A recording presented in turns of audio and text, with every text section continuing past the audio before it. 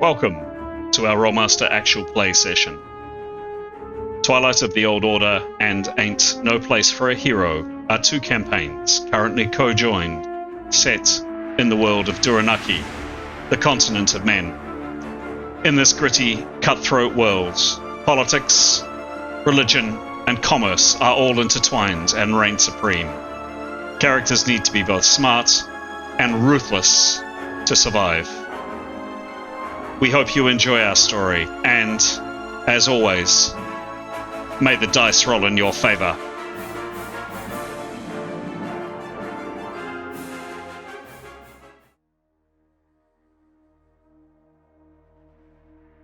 This is episode 128 of Twilight of the Old Order and episode 105 of Ain't No Place for a Hero.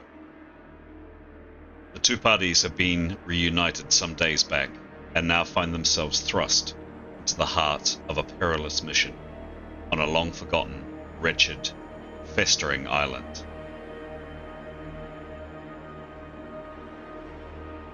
We rejoin our heroes just as the assault on the cave has started, with Severin fell by a blow to the head and Askel nursing a badly broken arm.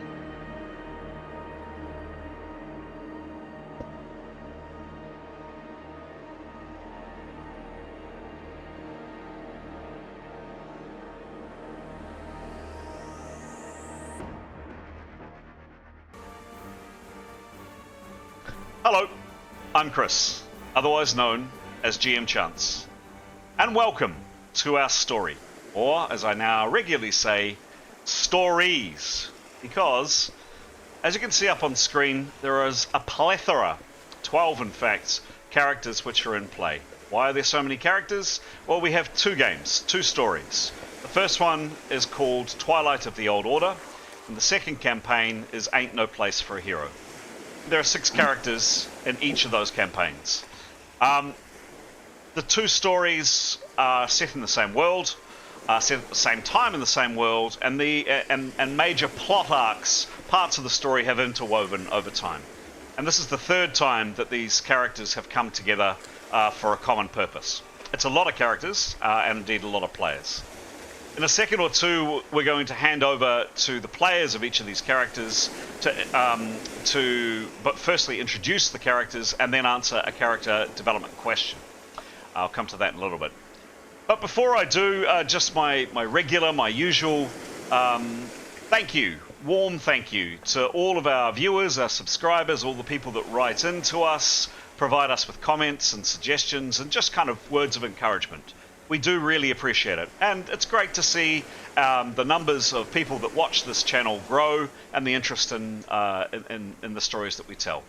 We do this for fun. This is our hobby, and it's really, really nice to be able to share our hobby with, well, the world. So look, no more further ado, no more from me as the storyteller at this point.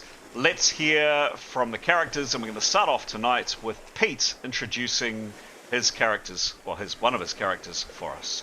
Take it away, Pete! Hi, I'm Pete, and in this episode I'll be playing Leif. Leif is a half-elf warrior mage, which means he uses weapons as well as magic. He's a friendly fellow, very empathetic, and a really kind member of the party. Kia ora, I'm Mason, and for this episode I'm playing Demos. He's a very attractive, very hunky, very buff mixed man. Really great with his spear and shield, and he can whip out some swords if he needs to. He's not the most intelligent person, but he makes up for it with a lot of kindness, a lot of gentleness, except for when he's fighting. And he's been with the party for a little while, has thoroughly enjoyed his time with them, is very much looking forward to saving the world, and on the side he is looking and hoping to find his long lost sister that was kidnapped a long time ago. Hi, I'm Graham.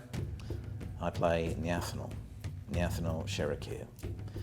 She is a Magent, which is a mix of stealthy skills, fighting skills, and magic skills, mentalism, magic of the mind.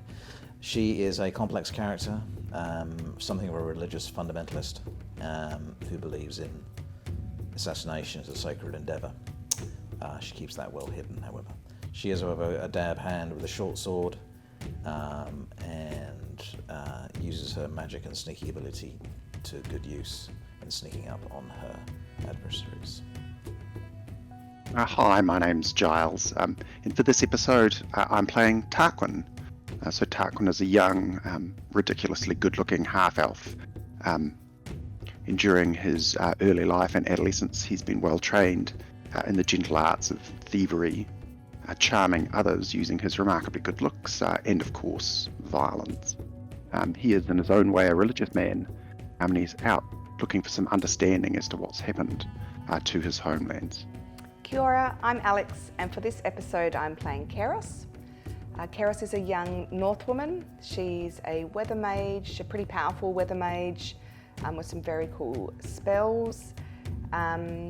She's quite sweet and kind, a bit emotionally labile, but wears a heart on her sleeve and a strong moral compass. She also has a companion, a cat called Victory, who's a very important member of the party, and Victory was rescued, oh there's Victory, a wee while ago from impending doom. Hello, I'm Graham. I play Etienne Gilderflower. He is a genitrist, which is a type of paladin or holy warrior. He follows the teachings of Aphrodite, the goddess of love, and he believes that her will leads him on, and he makes decisions based on the dreams he receives or thinks he receives from his goddess. He has joined the party on the mission to, as he understands it, to save the old order, the world as they know it. He is a very charming, very good-looking man, a very eccentric man, speaks in riddles and rhymes most of the time, but he believes in a higher purpose. He's a very dab hand with a sword, usually found in full plate. Kia ora, I'm Pete, and I'll be playing Mithan in this episode. Mithan is a ranger. She's a high man. She's pretty good at outdoor skills, and she's a pretty good archer. She's not a people person. She doesn't really care about people's feelings, although she's beginning to in this party. Hi, I'm Aidan, and I'm playing Grey. Grey is a very handsome half-elf who doesn't really believe in wearing shirts. He's constantly just displaying his body all the time, which, you know, he's got it, so he's flaunting it. He's got a bit of a tragic backstory. Pretty much everyone he's ever really cared about has been murdered brutally. But despite that, he's still a lovely guy. He's very caring, cares a lot about his teammates and also animals, loves animals, as he is a beastmaster. So he has the power to kind of, I don't know, not control, well, he can control animals, but he can also kind of interact with them and understand them and get them to help him do what he needs to do. And when he's not using his magic, he is a bit of a dab hand with an axe. He is very good at chopping things, chopping enemies, and also good with a little bit of stabby and a crossbow as well. He has a bird called Wingy that is his best friend that needs to have a bit more of a story, I guess. She'll come into it a bit more like down the road, I think. Yeah, that's great. Hello, I'm Graham, and I play Severin Kydegard, who is a human swordsman, a dab hand at the sword, has spent his whole life training in swordsmanship. He is a very charming fellow and fancies himself as a bit of a leader. Hi, I'm Stara. I play Jada. She's a 6'7" Arab-looking woman. She fights with a quarterstaff, but not often because she's a healer. She grew up in a monastery where they adopted her, and she has just been taught how to heal, do martial arts. That's all she's done her entire life. Hello, I'm Graham, and I'm playing Tanya Anastasia, who is an elven hunter. Dab hand with a bow. She has some outdoor skills, some very adept sneaky skills, and is an interesting personality, a little bit spiky, a little bit difficult to know, but inside, a good egg. Kia ora everyone, my name's Anthony, and for this episode I'm playing Askelion, or Askel for short. He's a tall half-elf warrior mage who comes from the port city of Shabibi, and accordingly his favourite weapon is his ornate cutlass. As a warrior mage, Askel combines his offensive and defensive spells along with his prowess with his cutlass and in unarmed combat. Kia ora, my name's Pete, and I'll be playing Nicholas in this episode. Nicholas is a common man and a mentat by profession. That means he is a spell user, and he uses spells from the mentalism realm. Nicholas is a quiet and sort of unassuming sort of fellow. He doesn't like to draw attention to himself. There we go. Well introduced. And those are the characters in play. I was going to say this evening, but actually we're playing unusually on a Sunday today, during the day. Every session that we do, I send out a number of questions for each one of the characters to answer. These are designed to encourage the people that play those characters to understand the characters that they're playing a bit better. Their likes, their dislikes, things about their past, whatever. Really useful for the players to understand the characters better, but also for me as the storyteller, as the games master, to get a bit of a better handle on the characters. And also for you, gentle viewer or gentle listener. And tonight we're starting off with Alex, who is very kindly playing Mason's character. Mason can't join us today. It's kicking us off with Demos. Take it away, Alex. Okay, so for Demos, I'm going to answer what is the one thing your character dislikes the most about themselves, and what steps are they taking to overcome it? I don't think he dislikes this to say, but he's acutely aware that he may not be as formally educated or learned as some of his party members. Mm-hmm. He's definitely the beef, the beautiful beef, and a gentleman of few words. But he is acutely aware that his language skills, his perhaps negotiation skills, his written word and reading, although he is improving on that, is quite low level compared to some of the other team members. I mean, we do know there's many types of intelligences, and he's very smart when it comes to the battle, and he's actually very emotionally aware, which is a form of intelligence. But yes, I think he's working towards that more formal learning, and watching and learning from the other team members too. So I don't think he doesn't like it about himself, but he's working on it. Lovely. Excellent. Thank you very much. Well answered. Who are we hearing from now? I'd love to hear from Graham, please. What do you think? Hello. Well, 4 characters to get through from 2 teams. First of which is Severin from the Twilight team. I'm going to ask the same question for everyone. What is your character's greatest fear? How do you cope with it? Probably 2 for Severin. 1 involving those he loves in his own battles, something he's acutely aware of. How does he deal with that? Well, he tries not to get them involved, obviously. I think the exception would obviously be his mother, who probably has fought more than her own share of battles herself and is very much out there. But nonetheless, he fears for that. He fears losing people he loves. The second is being imprisoned or restrained. He's constantly moving Severin, always practicing his swordcraft, and the thought of not being able to move he finds that frightening. Tanya, meanwhile, right now probably fears to feel more than anything else.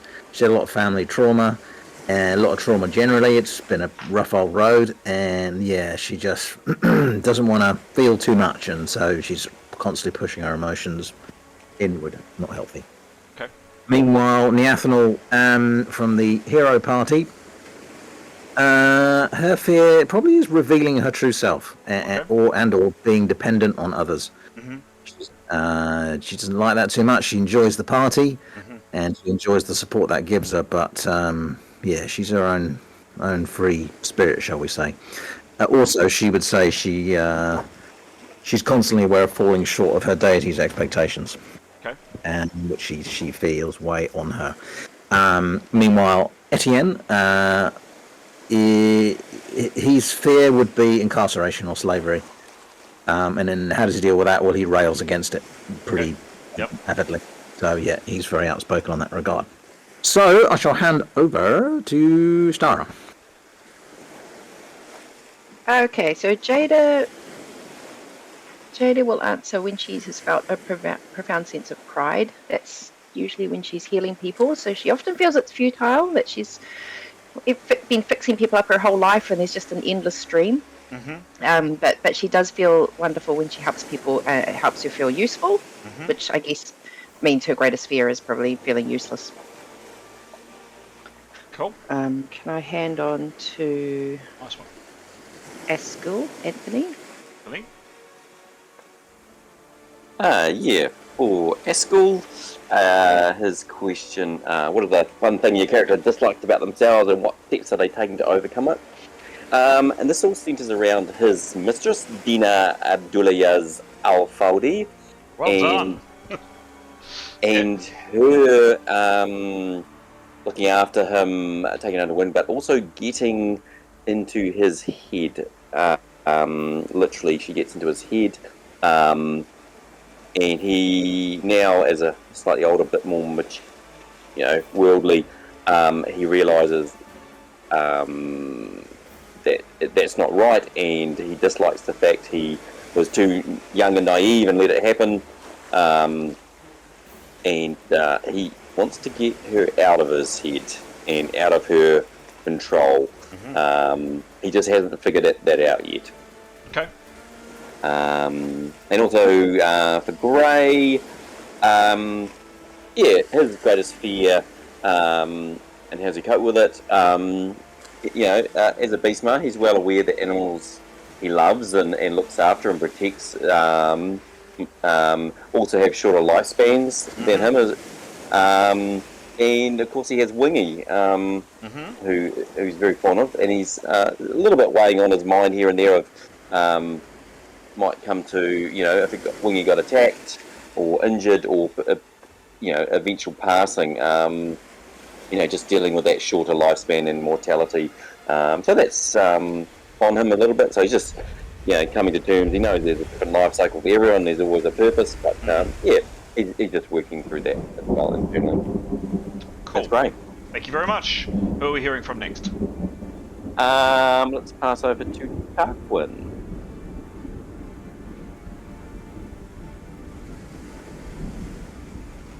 Thank you very much. So I guess the question for Tarquin is what is his greatest fear and how do we deal with it? So I think Tarquin's greatest fear is betrayal.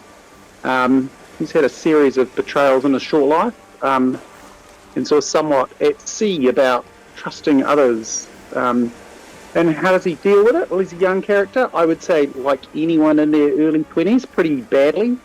But I think that tends to reflect itself in a kind of aggression, maybe towards people he should not be being quite so aggressive towards. Okay. Cool. And who have we not heard from? We heard from everyone now. Me. Pete, sorry, Pete. No, thank you. I think so long as he channels his aggression to our enemy, I think that's all just fine. And you've got a few enemies at the moment, so, take your pick. Yeah. Take your pick. Work out that frustration. Thank you. So for Leif, what is his greatest fear and how does he cope with it? It's a bit like Severin. He fears for friends getting hurt, basically. Unfortunately, well, friends and family. But unfortunately, that's people in the party. He is now identifying them as his family, basically, because all the rest of his family died as he outlived them. And so, that's, he's a realist. He is, aware that he can't save everyone, and so, this Kiros being dead is just devastating for him. In one part of his, he is aware of that. He's trying to shelve that at the moment, but he had, and I'm assuming that the party had some sort of discussion around perhaps reviving her, so he is holding on to that hope. But he realizes at the moment he can't be dwelling on it. But that's it's a looming thing for him that he knows that once it's quieter and once he has to face those sorts of emotions, it's going to be perhaps a bit tough. It's going to be very tough for him. It's going to be a lot of grieving, or a lot of sort of anticipation, or it's going to be difficult.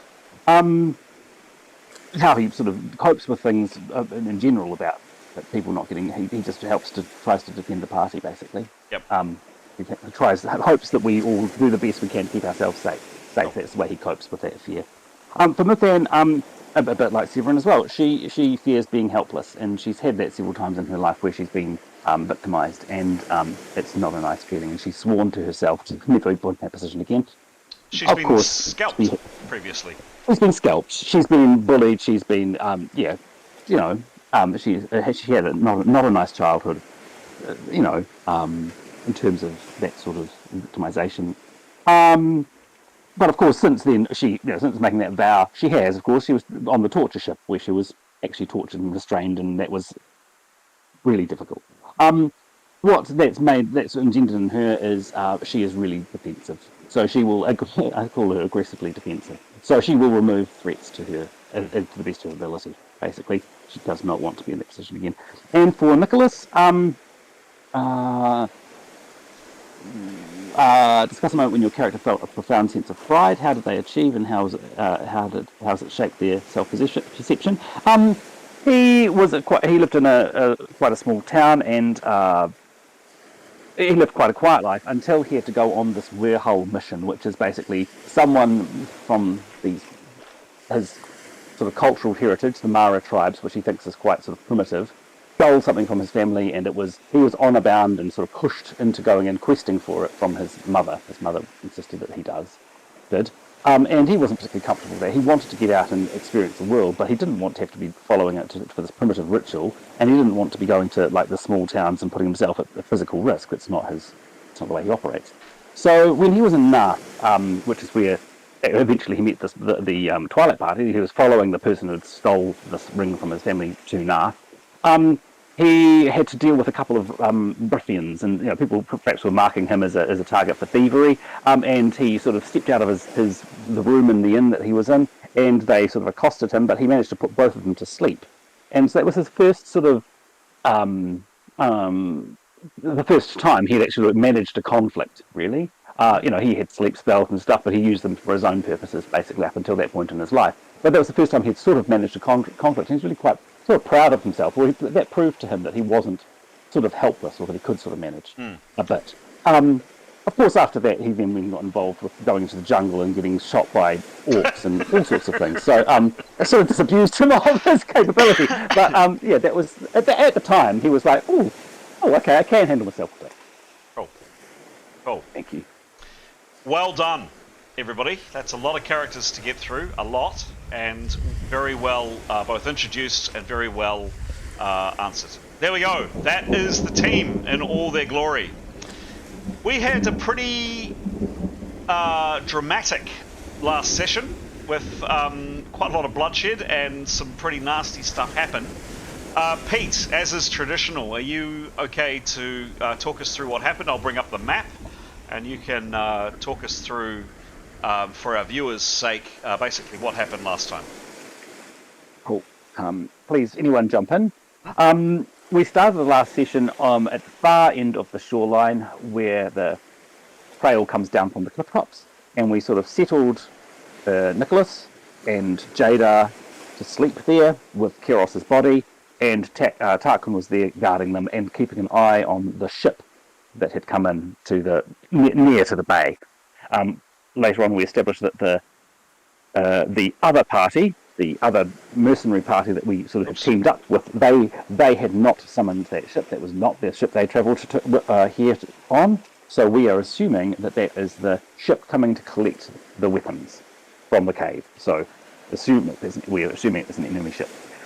We waited a while, and then eventually, after I think the other mercenary party had explored the cave, or sort of scouted the cave a bit, they beckoned us forward, and we joined them, and we came to an agreement that we would collaborate on this attack on the cave. We paired up with sort of warriors and the people with shields at the front, then spearmen that would be the next to enter, and then the archers. So we assumed that we could just sort of get through by numbers. The plan was to rush in, and then, as you can see, that exactly that gap that we're focusing on there, that had caltrops, so sort of spiked things thrown on the ground, to slow progress through there. But the idea was to get in, clear the caltrops out of the way, and then just barge our way into the fortifications through that little tunnel. That started off pretty well. The people with shields rushed up to the boxes, shields up. They were under quite good cover from archer fire from above. A couple of shots fired, but no one the worse for it. The spearmen hadn't quite moved in. There were a couple of phantasm used to try and draw some of the archery fire, but there wasn't much fire. I think they perhaps didn't have as many people on watch as they had. So they were calling for help, I believe, once we started our attack. The people moved up to the wall of boxes, and we started to move our way along. The Yonton, who was the leader of the mercenary group, was kicking the caltrops out of the way as according to plan, and people were starting to follow on behind him to enter. Things went a bit pear-shaped when Yonton made it in there. He had a couple of attacks on him, because he just sort of went in there without us having the chance to follow up to sort of disperse those attacks. Then Severin made it, so he seems to have been in a bit of a bad way. He got his ear chopped off. Severin made it in, and I think did a good job of defending himself against a spear attack. He wasn't. There's also an archer in there who didn't get an opportunity to fire on him, but unfortunately someone threw an axe at him, a hand axe, and they struck well on the critical, and would have killed him if he didn't have a helmet. But luckily he did, so he's fallen to the ground and has been pierced by a couple of these caltrops as well, which is perhaps a concern. The whole idea is that there's now a gap behind Severin, and hopefully the rest of the party were going to be moving in. We'll see how that works out. Also, unfortunately, one of the archers fired again on the party waiting sort of behind in front of the boxes, and Askel unfortunately took the brunt of that and has got a broken arm, unfortunately. I think that's where we're up to. I think the spearmen are about to move in, because I think the rest of the shield people are about to move into the through where the caltrops were, and actually move into the complex, and the spearmen are going to come up and engage the people on the boxes, I believe, according to plan. Well done, Pete. Thank you. Couple of qualifying points from me. The spearmen have moved in. I just need to do a slight alteration to the map, which I'll do off screen in a second. But we talked kind of about almost like a train of warriors trying to storm through here. So the assault team here, including this guy here who's next in line, then this guy here who seemed to tried to cast some kind of spell, but it didn't really seem to work. This guy here, then Etienne, and then this guy were basically the assault team trying to rush in. The people with spears, including Demos, were planning to use their spears to reach up over the crates and try to spear these people with bows, what you think with bows, behind the walls. The archers, who included Mithan, this woman here, this guy, and Tanya, their plan was to come out and then try to find targets behind the walls. Could be difficult with their friends directly in front, but let's see. So a couple of other locations. Tanya is here. Niathanal is here. Grey is back here. Grey had cast a phantasm spell. There were two other characters here from the team you've teamed up with. Perhaps some kind of magic user here, and a sneaky kind of person here. Back down the far end of the beach, it was decided in your absence, Giles, that Tarquin would take cover to protect both Nicholas, who's badly injured, and Jadar, who is getting some much needed sleep so she can regain her energy, her power points to cast spells. I'm afraid, Giles, that was a decision made by the team. Obviously, you can do whatever you want, but at the time, that's where your character was positioned. We'll go, and you can tell me what preparations Tarquin, if any, is doing. And that, I think, is it. Any qualifying questions? Anything that's not clear? Anything that we need to know? I forgot to say we get +10 because of Etienne's blessing. You do too. Cool. I just need to make one little minor amendment to the map. Just realised that some stuff wasn't revealed correctly, so just give me 2 seconds. There we go, that's better. Have a think. Now we're going to go straight into rounds. We are in the middle of the combat. Things are getting very hectic. We have characters down, we have characters bleeding, we have a pretty messy situation on our hands. This is a good opportunity, if you haven't already, to think about any spells you're casting, any actions that you're thinking of doing. Right, cool. I've made the amendments to my little map that I need. Put Neathanel back where she was. So going back to the map, any qualifying questions? Anything we need to know? Anything that's not clear? Nope. Okay. Oh, yeah, sorry. I was a moment second by my microphone. Leif had intended to follow the spearman in. Yes, and he is here. There's Leif there. Oh, cool. The spearmen or the archers? I thought the archers. No, the spearman. Okay, cool. He was, yeah, all right, so he would have been able to move. Tell me where he would have moved to.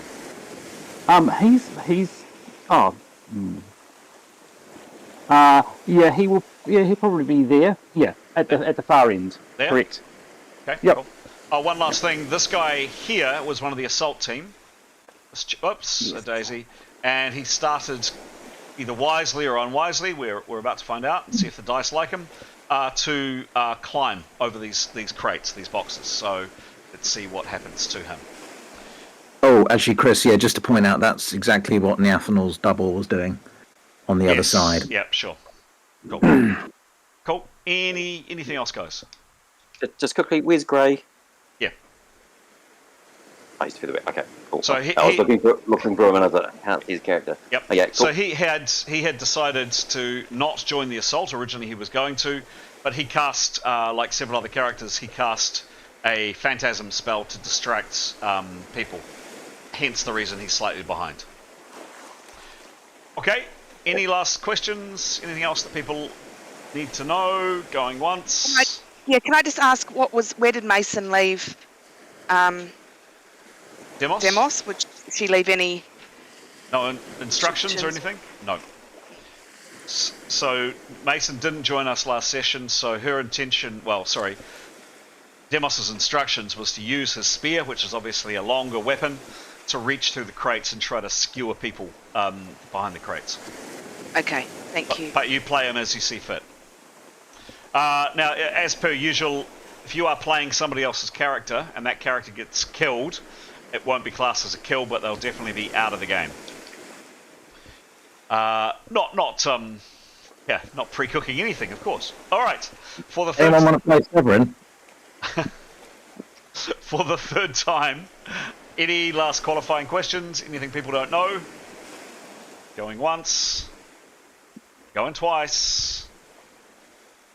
Let's start the game.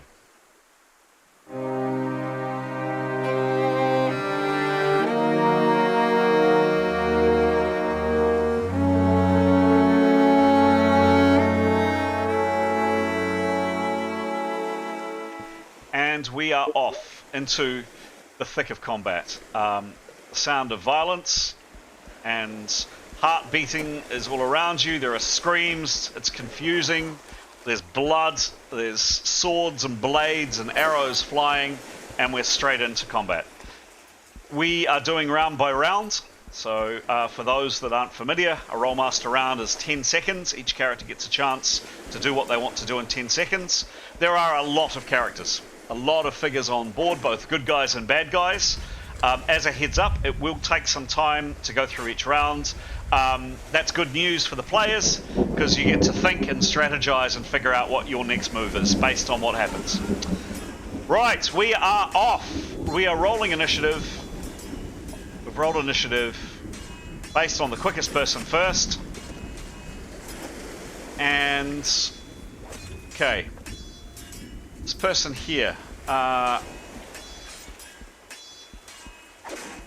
doesn't have a target. Can't reach Severin. Next. Okay. Next.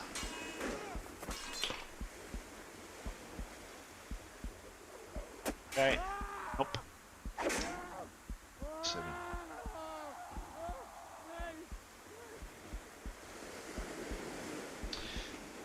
Okay.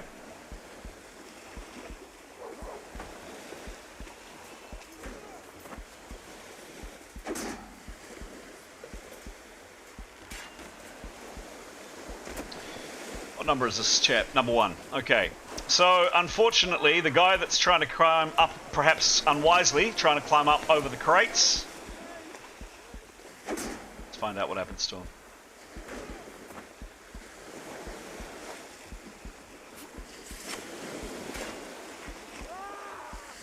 Drop, draw a negative 20, dagger.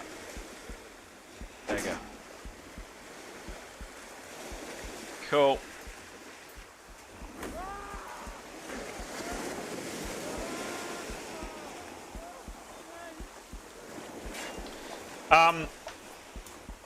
Oh, that's a terrible roll. Okay. Done. Saved. Neathanol, your turn. You're out here. Yeah, so she is going to continue to operate her double. Okay. And she's seeking to get a better view on the situation. Yep. Cognizant she doesn't want to get picked off by any missile weapons, but so I guess would make her way over to that sort of to keep a distance as she moves across. Yep.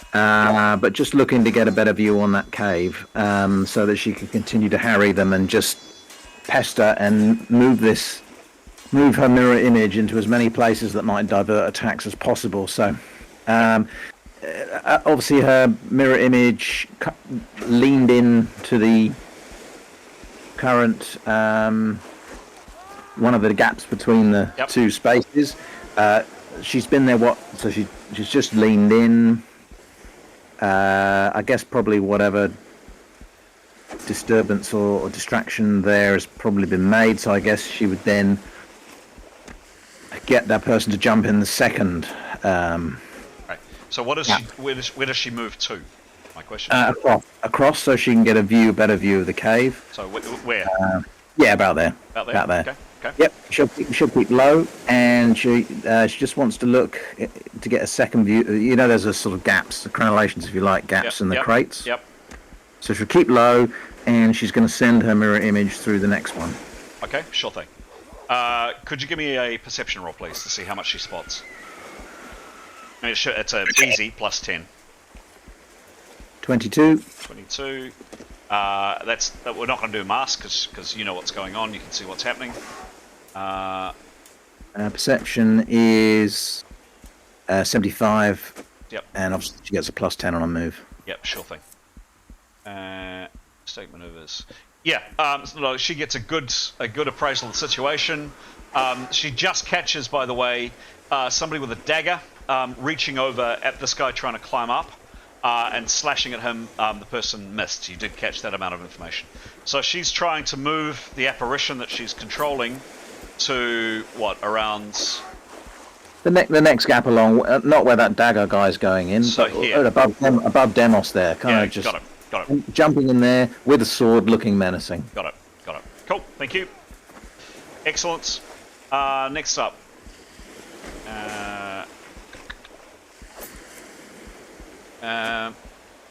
So this woman here with a bow, one of the archers,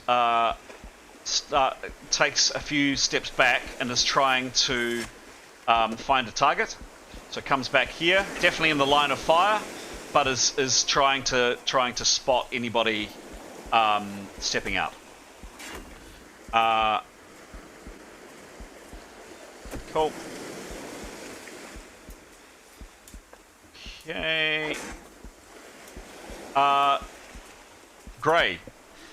you are standing here, and probably you're the only one that actually gets to see it, or rather you don't see it. This person here disappears. So he was one of the team, one of the your current allies, and he is no longer there. He's just disappeared.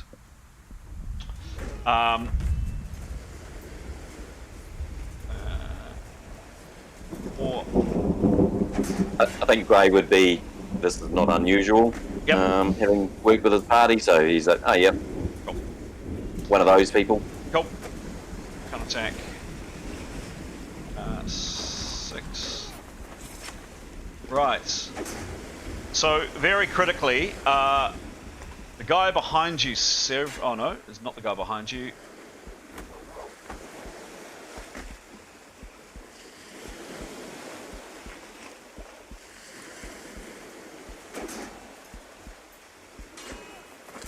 No. Ah, of course, he's up. Cool. 35. Right, what does he do? This is going to be interesting. Okay, so this guy, what does he do?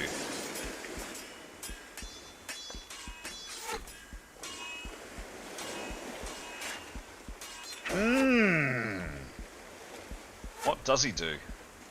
Let's see. Yeah. He squeezes through, attempts to squeeze past Yonton. Ooh. No, he's alright. He kind of clumsily, he tries to push past Yonton, who's reeling. He's got his sword and shield up. Remember, Yonton is badly injured. He's just had his ear cut off. He's bleeding pretty heavily. This bowman steps past Yonton, gets to about here, and kind of at this gap of moving through, and takes a shot at the next person coming through. You really hope he doesn't hit, because if he does, it's going to create a traffic block. Let's see what happens.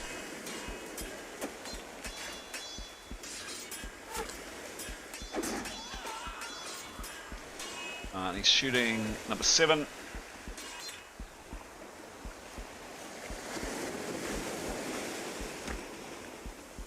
What's the range?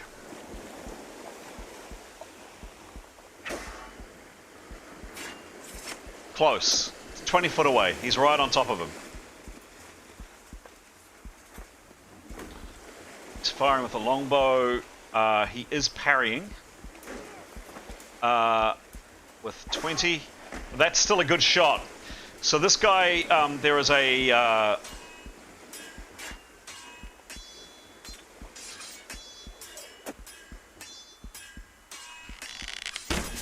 twang of a bow, and splat. This guy directly behind you, Severin, gets shot. 8 hits and an AA puncture, so not a severe injury. Yeah, he screams. There's a cry as the arrow kind of grazes his chest, but he doesn't appear to be too injured. But critically, he is blocking that very, very, very narrow gap right there. Next up, Yonton, self.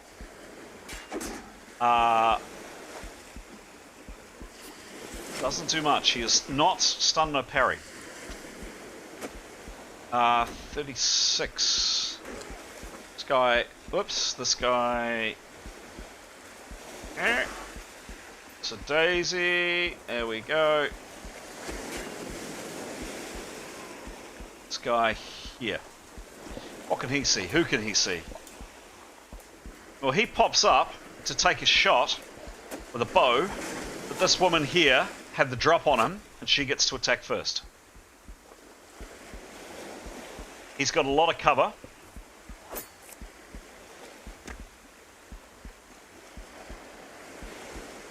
Like a significant amount of cover.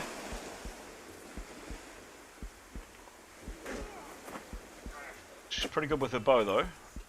And she rolls a 3! Is that a fumble with a longbow? I think it is. 1 to 5. She fumbles her bow at a critical moment.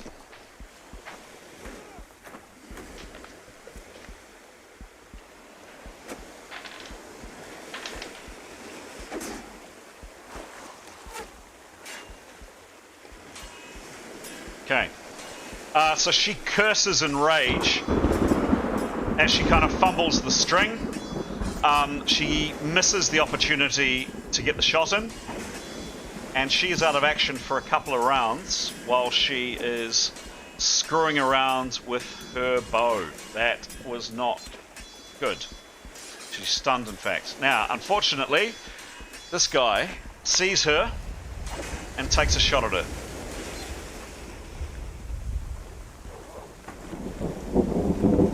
And he does not miss, and he does not fumble. There is a thwack, and that's a very, very, very nasty 27 on an E crit. So this woman screams in pain as his arrow clips along her arm. She's bleeding. And she's not in good shape. She's really quite badly injured. Not great.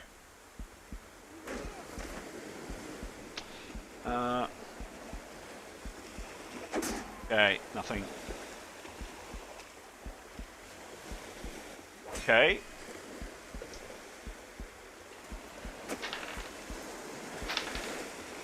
All right.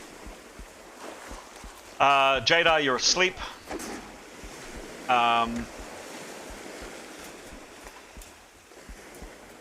This one here, what does he do?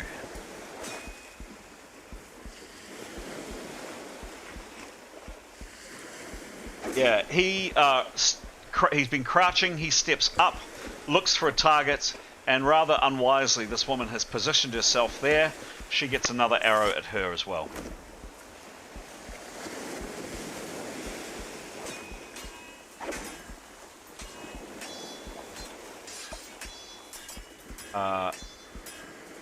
Missed, however. Bow shot, he fires, but completely misses. And he ducks down back into cover. The guy trying to climb up. Oh, yeah, he does well. So,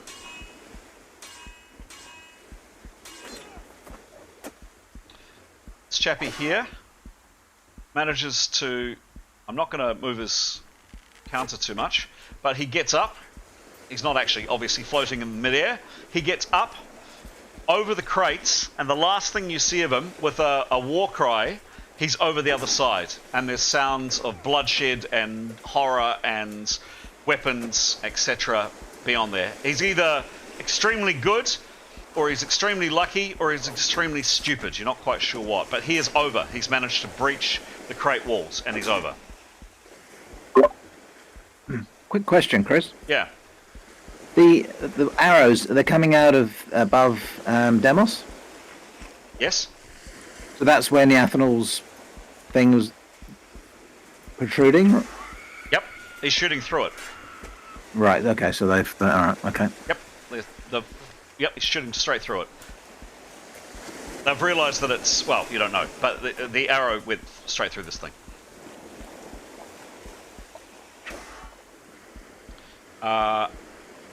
Three.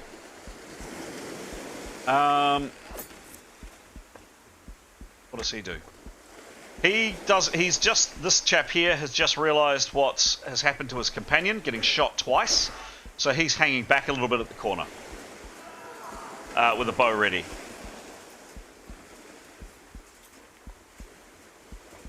Okay. Mithan, what are you doing? She'll do the same as that guy. Okay. Bow ready, Yep. and she's wanting to have opportunity shots on targets the next round. Yep. Yeah, so she's just taking, so she'll be between that guy and the rock, if possible. So more cover than him, even more cover than him. Okay. Does that make sense? Yep. So you're focusing on here. You'll get a plus to your initiative. Please remind me of that next round, and you will have basically the drop on anybody coming up here because you're training your weapons on these gaps. Does that make sense? Yep. Cool. Yep.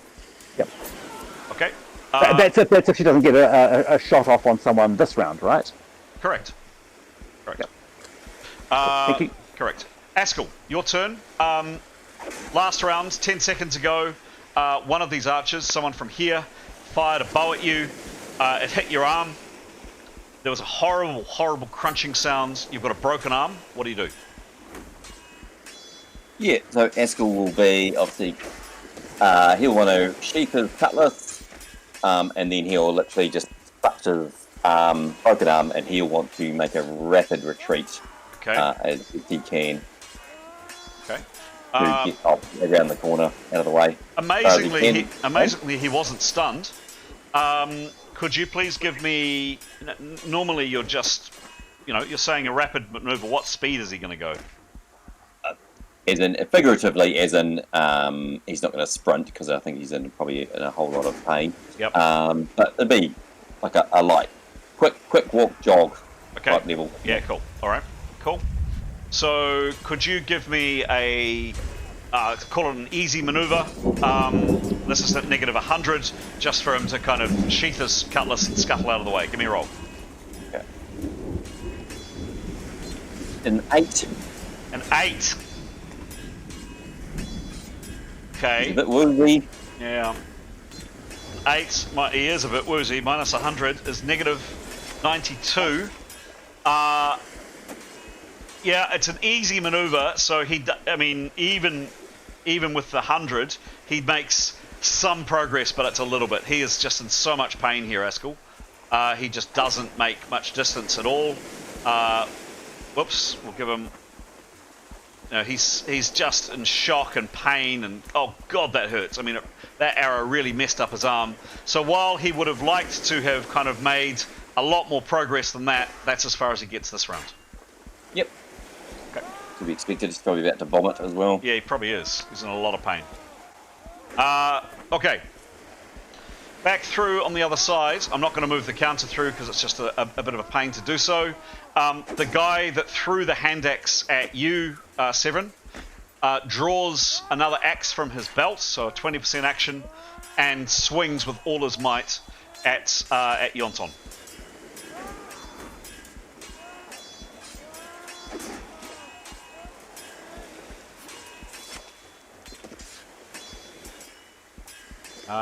Yonton is parrying as much as he can, and the parry saves him. Thank goodness he was stunned, but not stunned no parry, because if he wasn't able to parry that time, he would have been in serious trouble. So Yonton raises his shield and his sword, and basically there's this massive noise right in your ear, Severin, as this axe swings at Yonton and he parries it to one side. He's safe.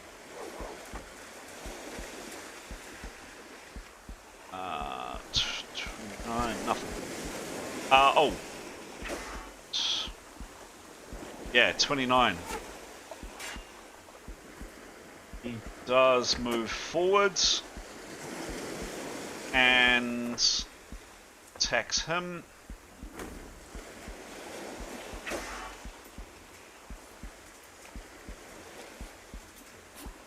Oh, Christ.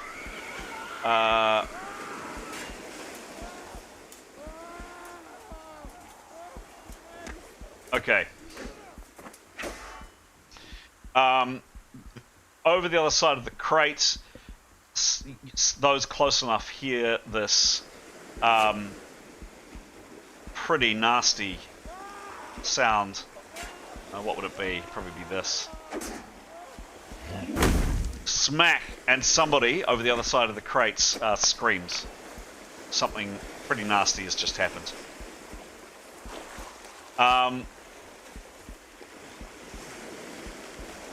The guy standing right at the gap, critically in the gap, must parry this round. He does try to move. Must parry. Rules for must parry are... The only other actions allowed is a moving maneuver, both modified by -25. So he does try to move through the gap. Let's see how he does with a -25. Oh, a 90. 94. Yeah, okay. So critically,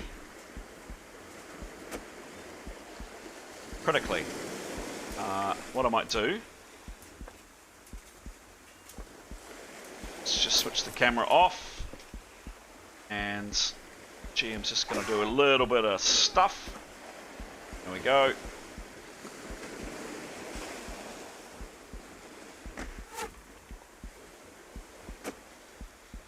He's got the +10, of course. He does have the plus. He does have the +10. He does. Okay, it's all getting a little bit hectic in here, but moves in there, and then that chap moves in there.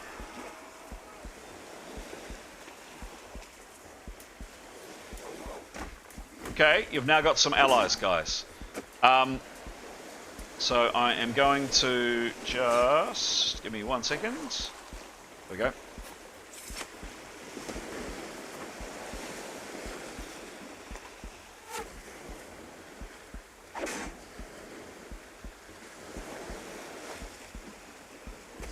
Okay, cool. Camera coming back on now. So, critically, that was a very lucky roll.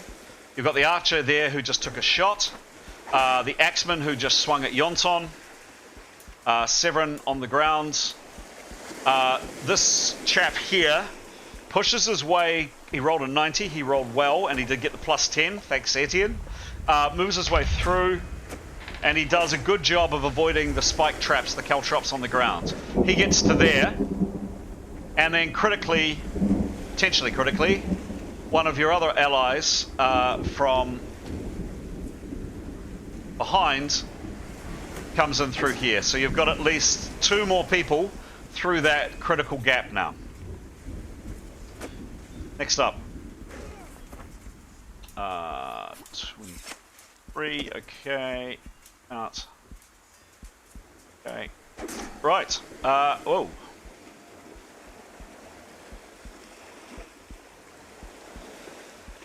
It is the turn of Grey Roughwinds. Grey Roughwind, what are you doing? He is going to start moving forward. Weapons out. And he's got a shield too, I think. Yes, he does. Yep, so he has a shield and I think his axe. Axe is his prime weapon. Yep.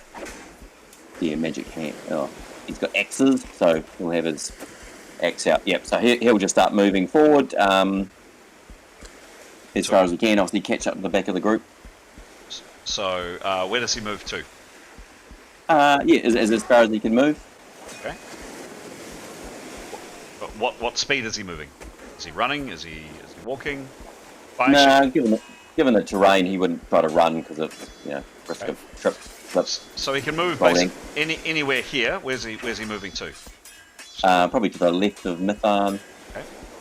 And now you've moved those, he'd be to the right of them. So about there? Yeah. Ready to come in the fray. He'll have a shield up, hand axe ready. Okay, cool. Ready. Thank you. Leif.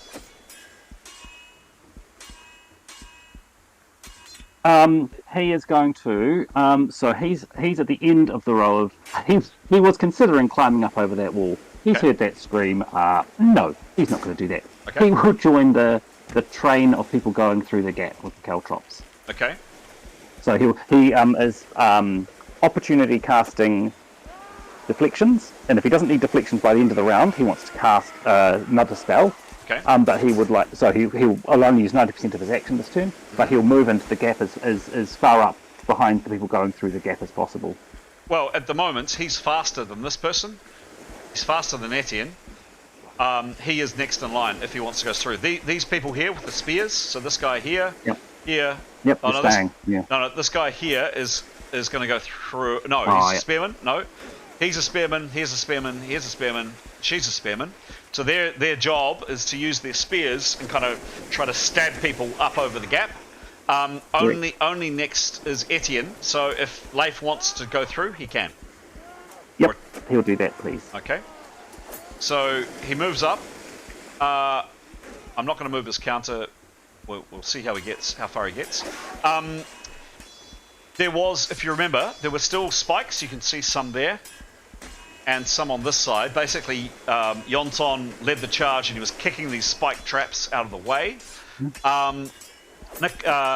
Leif gets up to the gap, and what does he do at the gap? So those spikes, I believe, were cleared because didn't Severin move especially well, and he used extra percent to clear the first lot, right? He did, yes. So he can move through the gap. There's without a maneuver.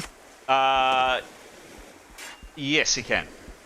Yeah. So he'll move as far as he needs to with it. So he's definitely wanting to do deflections if possible, and he's willing to do. He's all defensive, parry and missile parry if needed as well. Cool. Okay. So he's only moving 90% because at the end of the round, if he hasn't cast deflections, he'd like to cast another spell. Right. Got it. Okay. I just realised that I should have done something else earlier. As that first guy moved through, someone with a spear tries to stab him. That's something that should have happened earlier, and I forgot. So I'm just going to resolve that now. That may change things a little bit for what Leif is doing. Excuse me, guys, there's just a lot going on. Oh, yeah.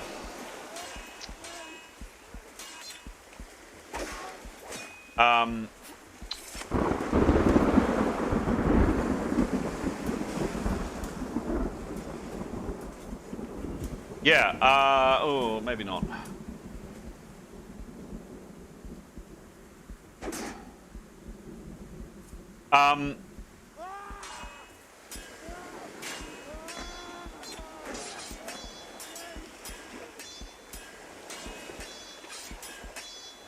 Yeah, as the first guy moved through that gap, I should have said, a spear, the same one that came out and cut off Yonton's ear, also comes out and hits him.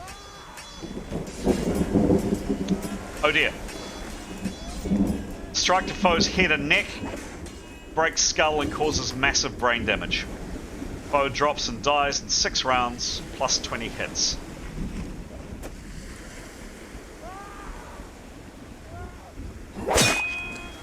Gone.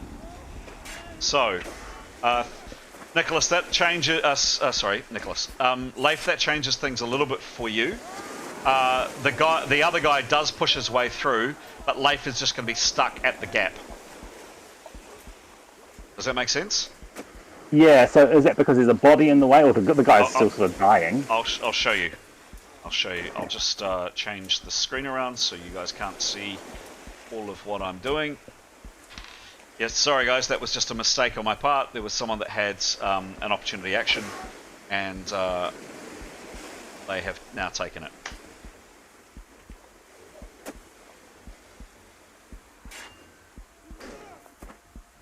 It's going to get a tad crowded in here. Okay.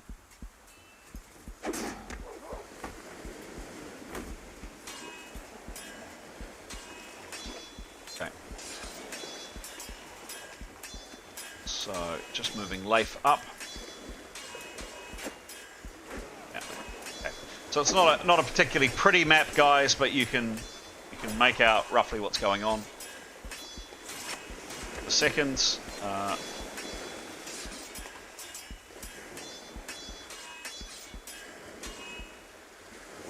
All right. So. We go. All right, up on screen now. In 1 second.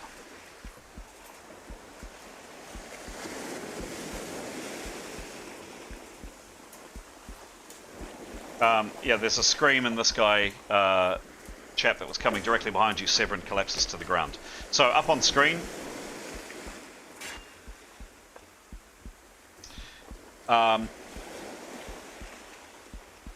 As described before, what I failed to do was when this person came through, this guy here, he pushed his way through, he rolled a 90, he rolled well.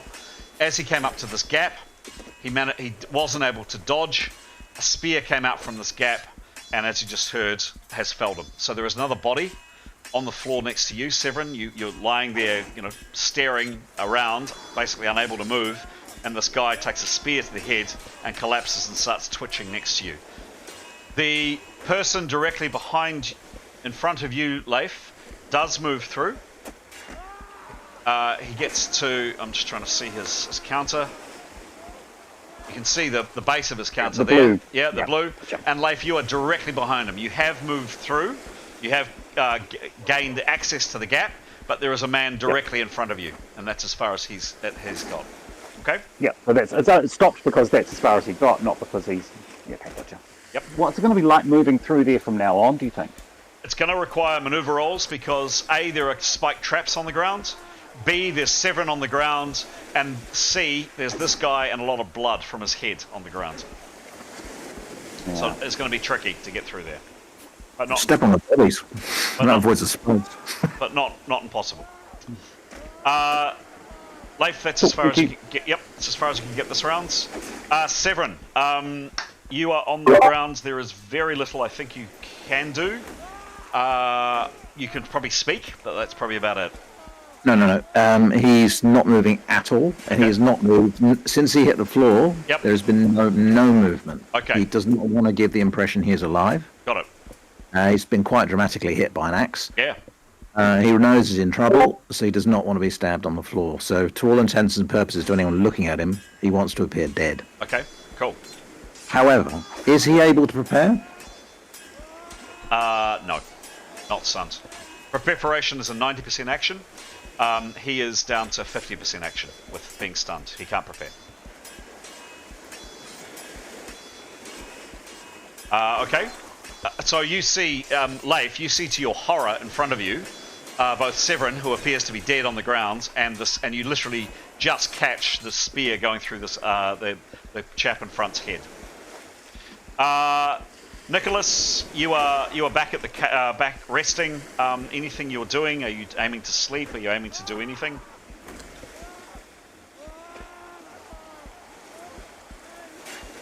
Pete? Hello, Pete. Going once, Pete. Going twice, Pete. Gone. Okay. Moving on. Okay. Moving up from here. And moving out. That's... So, yeah, this guy with a spear kind of thrusts up but doesn't find a target. All the people behind the boxes have either fire or are firing and then ducking out of cover. Etienne, your turn. Is looking to move. Okay. And behind Leif or whoever's would keep very low indeed under that. I mean, he's seen what's happening with the spear. No, he hasn't. He hasn't. He has not seen that. There have been people in the way. No. I mean, people coming in, firing through the gap. I mean, attacking over the gap. So he's aware that they have a height advantage. Mm-hmm. I'm talking about the gap to his immediate left. Yep. So he's going to go very low and keep low under there. Mm-hmm. And then he's looking to enter in. And yeah, look, he's aware of the screams and everything. He's going to go full on OB parry as he goes in. Okay. So he bunches up against Leif, who in turn has got someone directly in front of him. That's as far as he can get this round. He gets up to the gap, but can't move any further because there are people in front of him. Yeah. Bang. Right there. Okay. Done. Tarquin. In a long wait. Giles, anything Tarquin's doing? He's quite a long way back, isn't he? Yep. Yeah. So I think Look, all he would probably do is want to move along the beach towards the sounds of that action, making sure he can keep his 2 charges in visual eyesight, so as far along the beach as he can. And I guess what he's going to do is look to see if other injured people are coming back his way so we can go help him. Okay. And apart from that, nothing else. Okay. So, the terrain he is in. Oops, a daisy. Yes, there we go. This is what he can see. So, for a start, he can see that ship. There's a ship out in the bay. Yeah. He sees the longboat that Neathanel have been trying to capture, which is slowly floating out to sea. He can't see from his angle, because there's this bloody great big hunk of rock here. He can't see down to where the action is. He would need to, and as you can see, I'll drive. Oh, he just went through the rock. He can go around like that. And when he gets... Yeah, he'll lose sight of his charges if he does that, won't he? Correct. So the action is down, he's gonna, down here. He's basically going to do nothing then. I guess he'll knock an arrow, so, you know, if anyone shows up, he's ready to have a go at them, and he'll do nothing. Okay. And can you just tell me a bit about his positioning, or what he's doing, please? We'd had him... he's just going to stay relaxed. Yep. I think there is just fine. He essentially wants to make sure that no ill can come to the people, these two, to Jada, who's sleeping, and to, is it Nicholas, who's unconscious there? Yeah, Nicholas is very badly injured. Yeah, he's going to make sure he's able to keep an eye on them. Cool. Now, the other thing he will do is have a good look up the cliff to see if there's any quick way to get up there. His bag is up there, and he's got a whole bunch of herbs, healing herbs, in it. Okay. But he can't get to it from here, so if there's some obvious way up, he's not going to go back to the zigzag. Then he might consider taking it, but apart from that, he's going to sit tight. Cool. Could you give me a perception roll, please?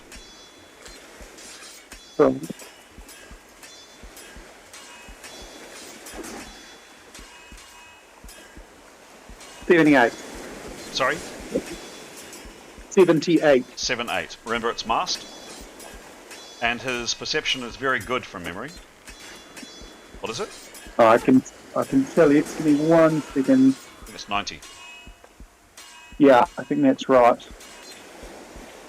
Cool. Where is it? Okay. I think that's right. Cool.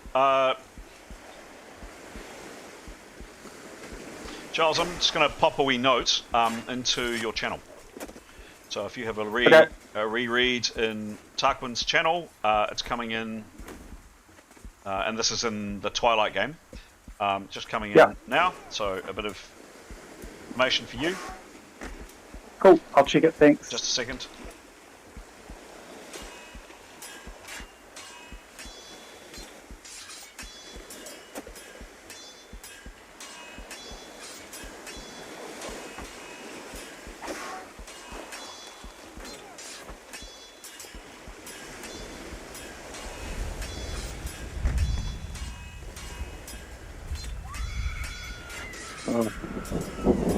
Just going.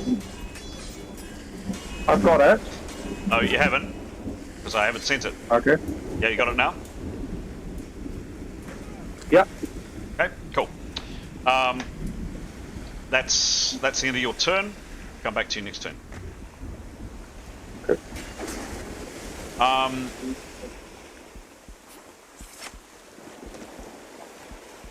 Oh, maybe not. Based on that, does he do anything?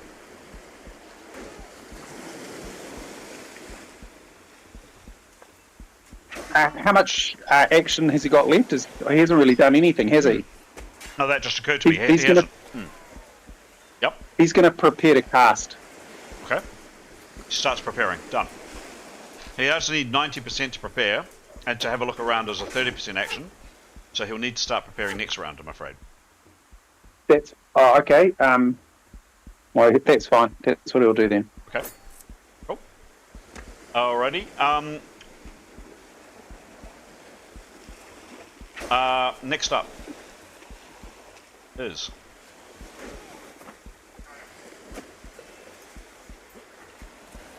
All right.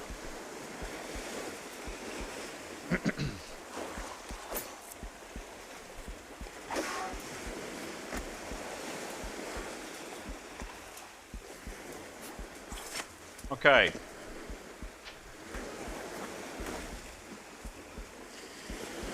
Mython and your companion archer. You're standing here, and you see for a fraction of a second, somebody, you only get a glimpse really of their, part of their head, and kind of, if you can see the screen, what can you see of the GM at this stage? Yes, you can. You can see their, kind of half their head, and kind of the, oops, wrong way on the screen. That part of their torso. So it's a very, very limited target, but you both get a shot on, at this person if you wish. Yep. Whereabouts, sorry?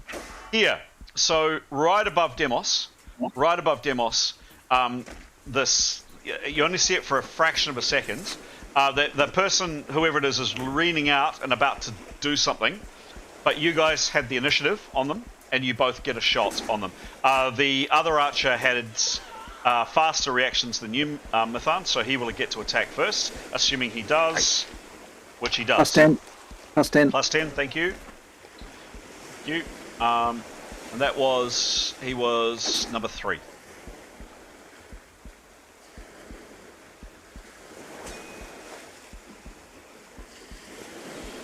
So this person has a lot of cover. It will be a very difficult shot, but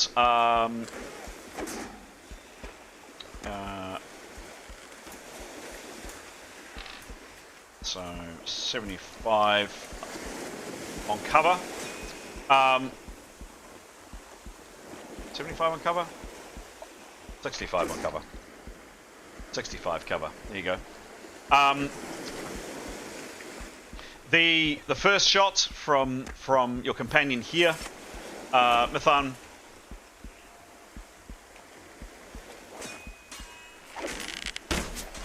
goes wide, and his arrow goes sailing off into the cave. Mython, your shot, make it a good one.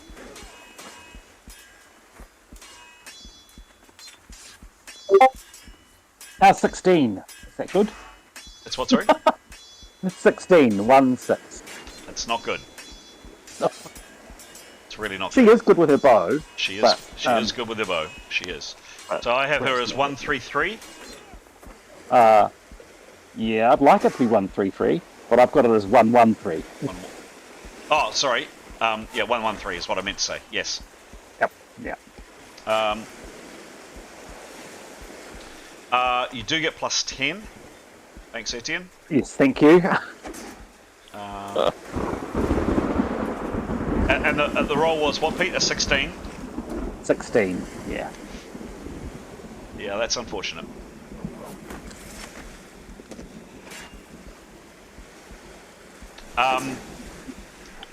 Mython, you take a bead on this person. You know, most of their body is obscured. You fire, and there's this nice meaty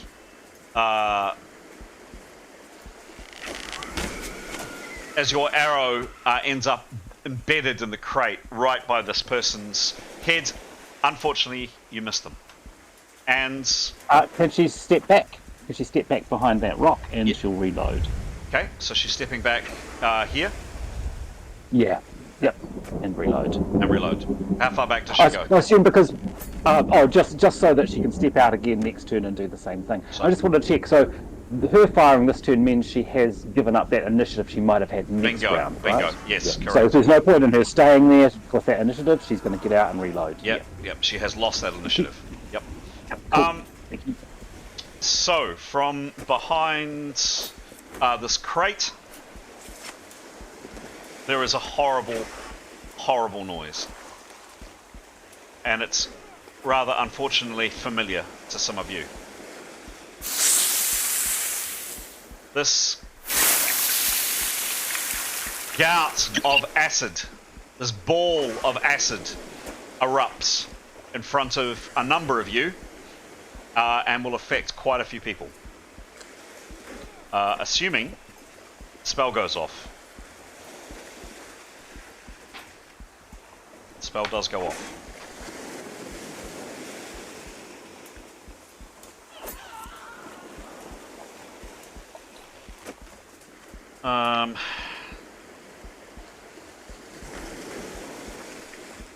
Yeah, that's not good.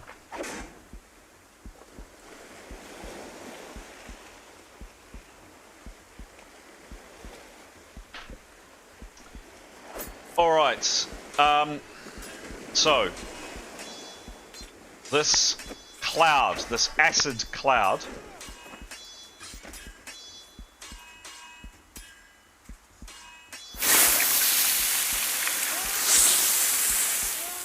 from behind the crates, quite poorly thrown because he's not taking a lot of time to do it. So, yep, 58, and it lands here. It will get at this stage. I'll need to just check, but 20 foot. Certainly get this person. This person, this person, this person, this person. Will it get, I'm going to say it lands there. Will it get grey? Yes, it will get grey. Mython, unfortunately, it does still get you. 20 foot radius.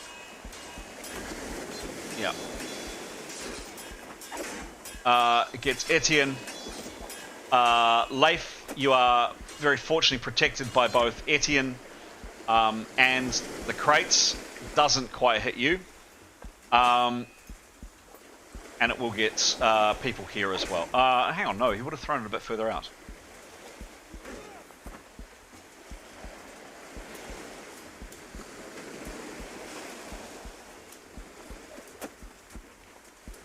He's not going to throw it at himself. Hang on, guys. GM's just going to do a little bit of checking.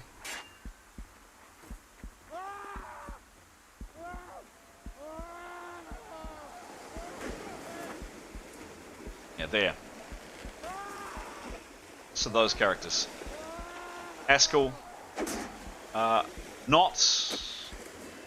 Just check.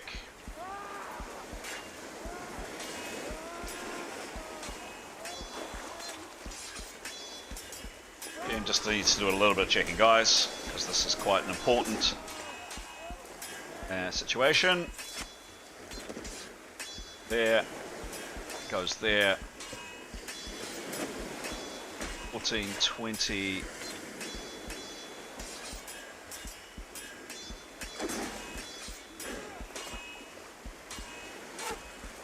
Oh, Mython. You know that stepping back you did? Save your life. Save your life. So, of playing characters, Etienne, Grey, Askel, Tanya. Mython, you are just, and I mean like 2 feet away from being affected. Very, very, very lucky.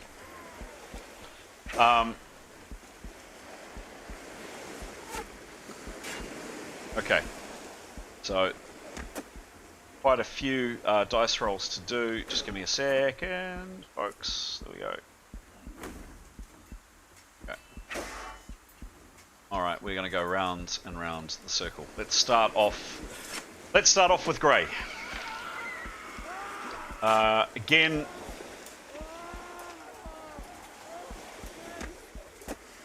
Grey, did you get acid bolted last time? I don't think you did. No. Here we go. So we do have to play the owner character is not here. If Grey dies with this attack, he won't die. No, he'll be out of the fight. I'm just leading early with that card. Yep. Oops. Right, what do I need to do? Just coming. It's a 58. Okay. Grey does get his shield. He doesn't get his DB. You take 15 in a B acid crit. Ding. B. Yep. Roll the B, please.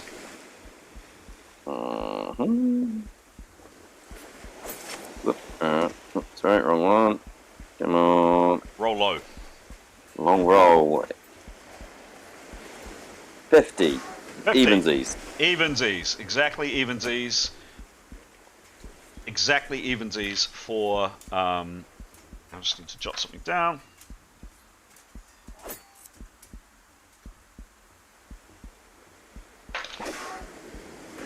Uh, 50. Bo loses 3 rounds of initiative, plus 8 hits, and you're burning at with acid at 1 hit a round, Grey. Could have been worse. Could have been a lot worse. So what did he initially lose? It was minus... Initiative. So I'm going to put him... I'm going to put him at -3. So he'll automatically come basically last for his initiative for the next 3 rounds. Oh yeah. And how many did he initially lose hit points? 15. And then B crit. And then a B crit. So For minus further... 15 and then minus another 5, I think I said. Oh yeah. No, another 8. So I've got Grey on 76 hit points. Okay. Could have been worse.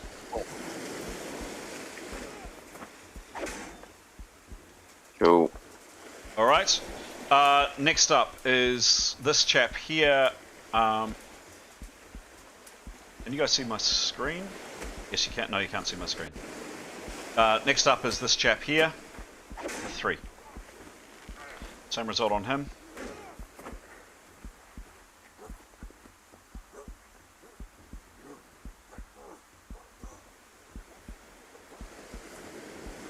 .58 was the roll. Now the attacker did get a substantial minus because he really just peeked out very quickly, lobbed the spell and then got back, so he didn't get a really good shot of the situation, of what was going on. If Demos had beaten him to the punch in terms of initiative, Demos could have stuck a spear in his face, but unfortunately it wasn't to be. The archer here, your archer friend, who didn't shoot him as well, doesn't get his DB and doesn't have a shield. He takes 14 in a C. Just one thing, Chris. Tenya's had an opportunity action to shoot someone all turn,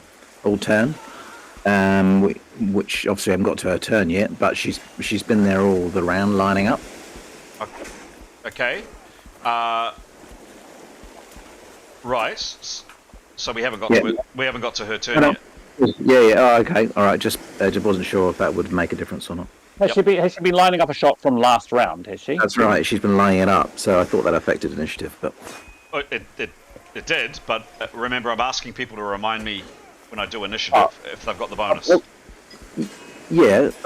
Obviously, spare person got it retrospectively though.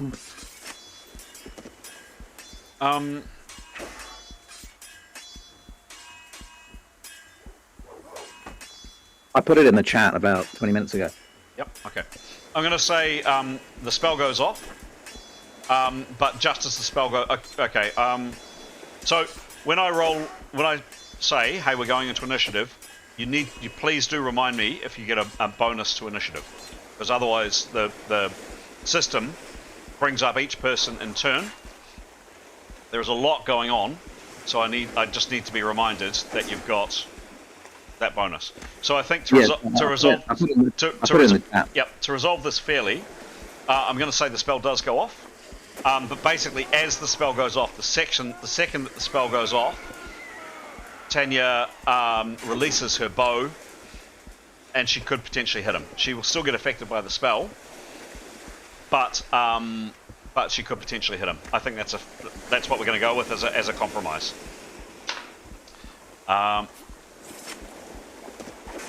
Splat. So the acid on this guy splashes up around his shield arm. He doesn't have a shield. he is not in a good way. He screams, and he is in a lot of pain, Mython. He's right beside you, or right where you have been. Next up, this woman here.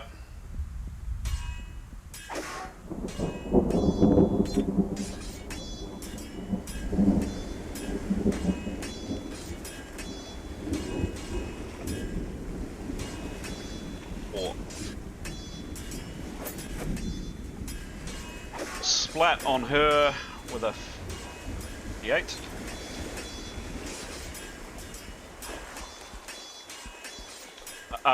Yeah, that's really not good.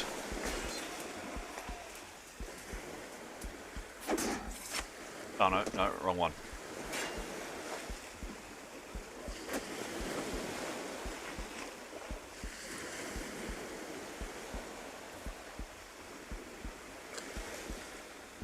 Just coming, guys. Fireball. There we go. 23 and a D. Ouch. Yeah, she gets pretty badly burnt in her leg. What armor type is she wearing? 9. No leg armor. 4 hits a round. Yep, that's not good. So she is in a bad way. The other spear guy here is next.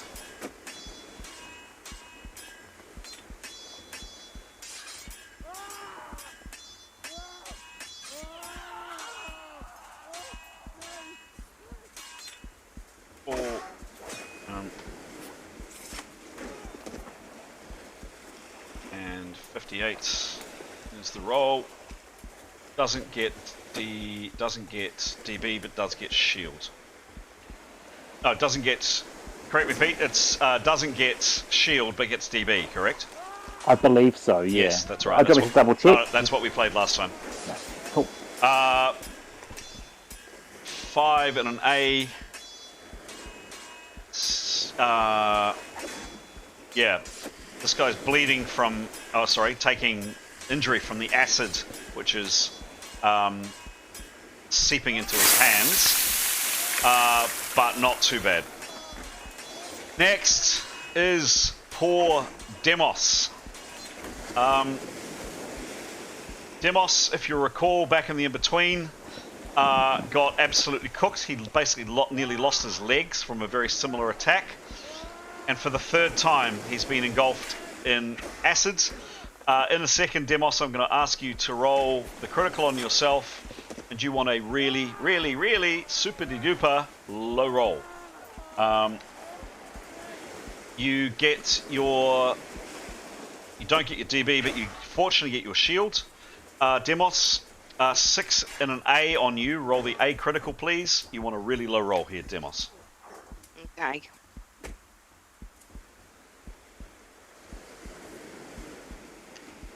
Is 39. 39 is pretty low. Yeah, must parry 1 round plus 8 hits. Demos, you are lucky. 6 plus 8. 6 plus 8. Take another. So you take 14 in total.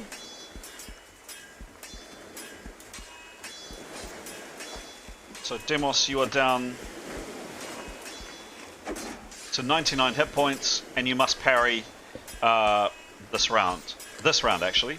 So must parry 1, and it's going to be this round. So basically, you can move this round, but you can't attack.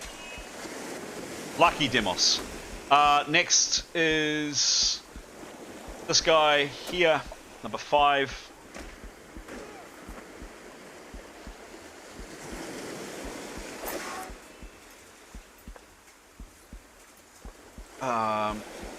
With a D8 for the roll. Doesn't get DB, gets shield. 5 and an A. Oh god.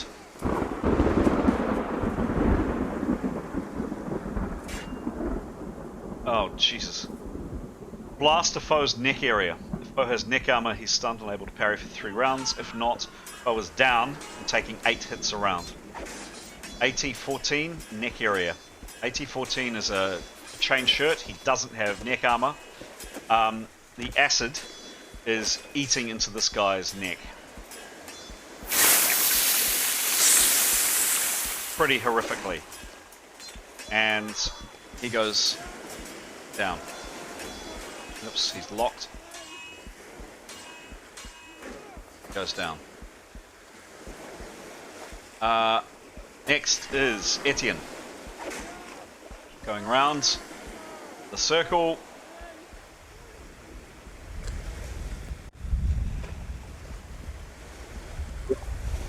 Coming You want me to roll? Just a second, I'll tell you when. Just a sec. Etienne, you don't get your DB, but you get your very healthy plus 30 shield bonus. Limited, very limited on you. 3 in an A crit, roll the crit, hope for a very low roll. So 3 hits, A crit, roll the crit. No, game over. 93. Ouch. Hip strike. Foe has hip armor, plus 10 hits, and he's stunned 6 rounds. If not, stunned for 3 rounds and at negative 50 due to shock and nerve damage. You do have leg armor, don't you? For a plate armor? Yeah. It's full plate, yeah. Oh, yeah, he's got plate. Okay. Your armor, like Severin's, last round saved you. You take 10 hits, and you're stunned for a very, very long minute. But, that's it. Do we need a...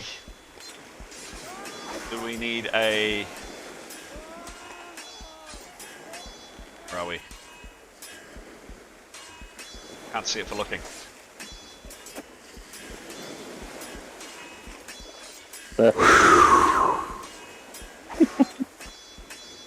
Lucky Etienne. So he took 3 hits initially, then another 10 hits, and he's stunned 6 rounds. It could have been a lot worse. So he was on 130, minus 13, he's on 117. And he's stunned, not stunned no parry, just stunned 6 rounds.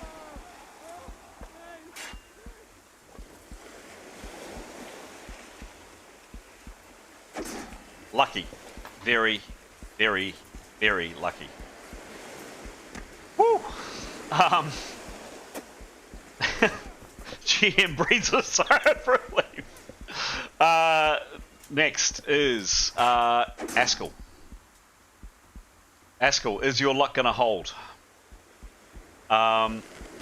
We will see. We will see. Just coming at you. It was an attack with the 58.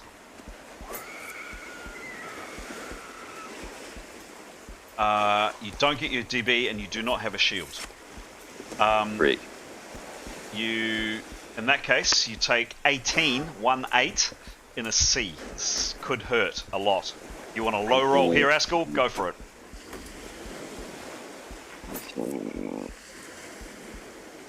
Alright. He's a master of low rolls. Yeah, he is. Yep. It's usually a reverse. Yes, it was 76. 76. Acid critical on a 76.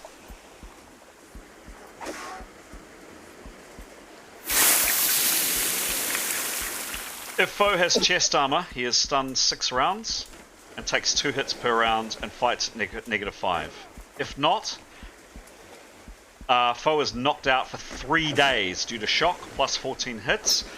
Askel, you do have chest armor, as far as I'm aware. You wear a chest... No, he took the armor off. Oh, no.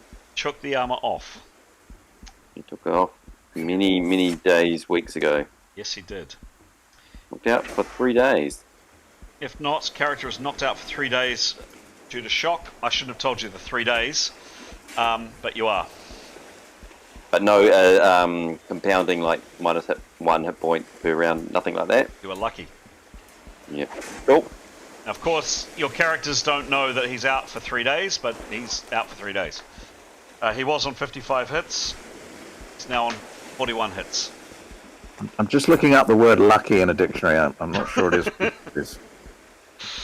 Yeah. So, yep. Gonna put him down at... No, don't put him down just yet. Yikes, Askel. Next, going around is the bowwoman, and then lastly, Tanya. And Tanya, you fire simultaneously. As the acid hits you, you release your string, or may hit you, you release your string.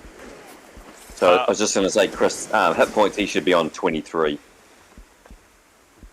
Why? 18. 55 minus 18 minus 14 is 23. Thank you. Yes, yeah, I forgot about the original 18. Thank you.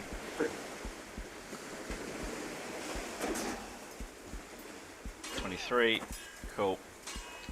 Yeah, cool. I'll leave that for you. Although by the time you wake, you'll be back up. Next was this guy attacking.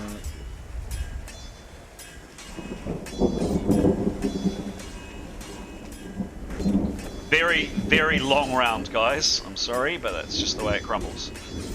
Bang. Bang. No DB. Ouch. Exactly the same results as you, Askel. 18 in the C. Rolling the critical. Yeah, this woman, this bow woman here, she's not had a good time. She's been shot twice with bows, and she gets acid all over her. Takes 10 hits. And she screams, Tanya. She's right in front of you, and she screams. A lot of damage to her upper leg. And then last but not least, Tanya herself. Partially covered, I might add. Yes, definitely got that. Yep, definitely got that. Yep, you're crouching behind your rock, for sure.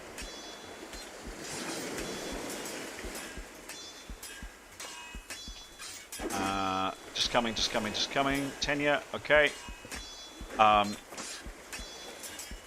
And the roll was a 58. He rolled not that well, you'll be pleased to hear. She does get a DB, but as we said, she does get cover from crouching behind a rock. And that made all the difference. You are unscathed, Tanya. The acid does not reach you. And you get to take your shot. Make it a good one. Oh, 13. 13.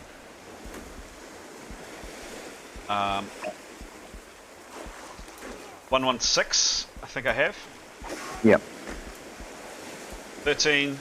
A lot of cover. Negative 65 for cover.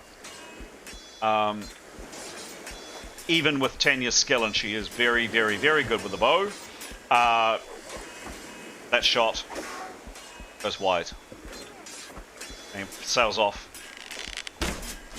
harmlessly into the cave. That was a very, very long situation. Number 5. He is stunned, no parry. He doesn't do much. Tanya, you've just acted. What does he do? Pairing. Yep. No, not much. No. Demos, you must parry this round, but you are free to act. What are you doing, please, if anything? What does that mean if I have to parry? Yep, sure. So description of must parry is as follows. Must parry for this number of rounds. For this number of rounds, the target may not attack. They may only parry with half their offensive bonus.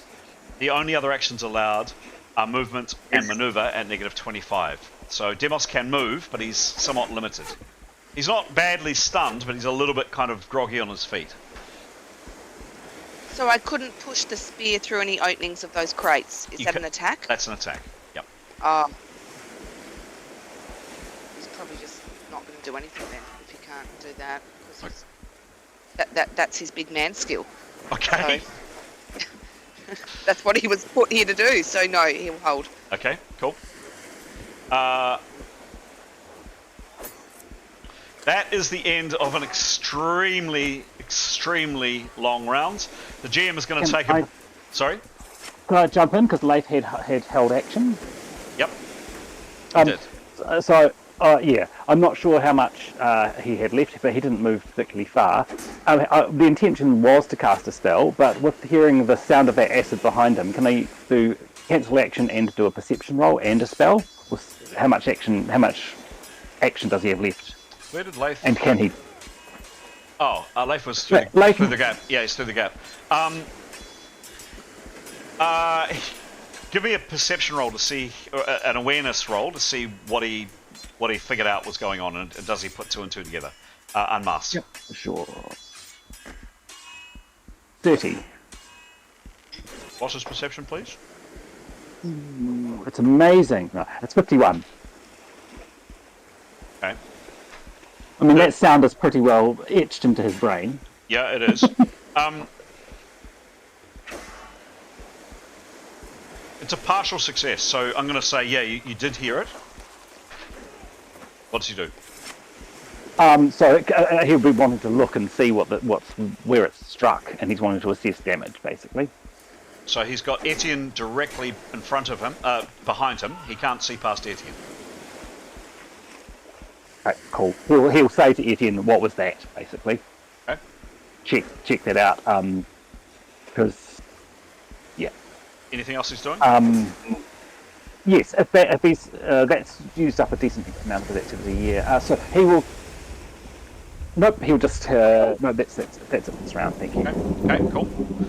Okay. That was a very long but quite dramatic 10 seconds. GM is going to take a breather, head to the loo, and I'll leave you guys to ponder next steps, and then we're straight back into it. Back in a second. Yeah, there's too much here. We can't. Yeah. We just do not. There's too. I mean, it's not possible, is it? We're just gonna. Well, our fighters are all down, right? Yeah. Everyone has got some sort of injury, pretty much. I don't really see this in any way. There's not a way in here. I think our gut reaction when we were here last time was probably right. We kind of egged on by the other lot, but I mean, we've got to just all get out of here now. Miathanal could call it if she's got a vision. I mean, she's presumably just seen what's happened. I think she'll scream retreat. Yep, brilliant. And she's early to act, so yeah. And then Leif will probably. So you don't want Severin getting up? He has to get up, yeah. So, but he can actually. I assume he can move. Yeah, he's stunned. So if stunned means he can move at negative 50. My recommendation is don't try and do any manoeuvres. So don't run, because that requires a manoeuvre, which then applies any negatives, and you can end up falling on your face. So just walk. So check with this. But if you could just walk, seems ridiculous. But if that doesn't require a manoeuvre, then your negatives don't apply to it. You just don't move as far.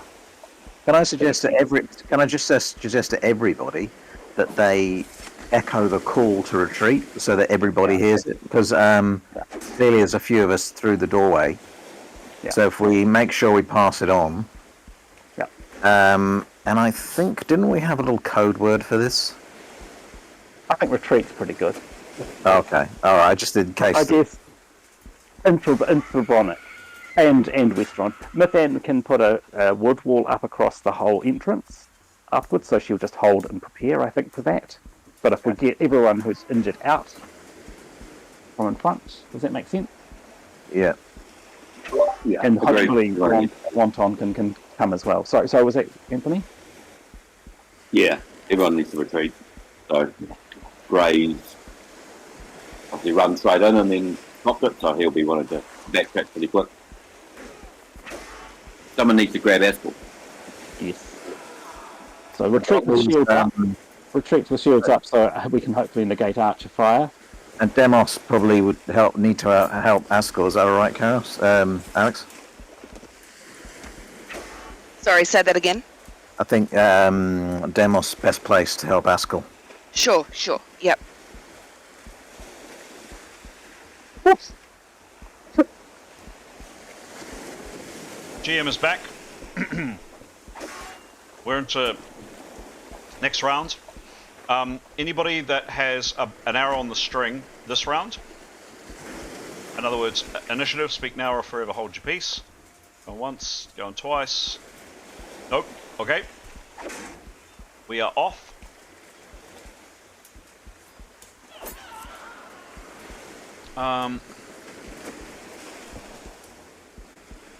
Okay. Our friends here, the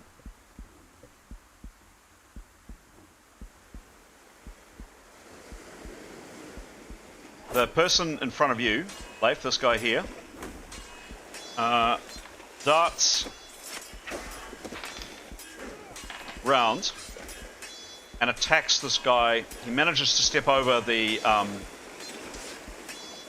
he does actually a very good roll, getting past the caltrops, and slashes at this guy with the hand axe.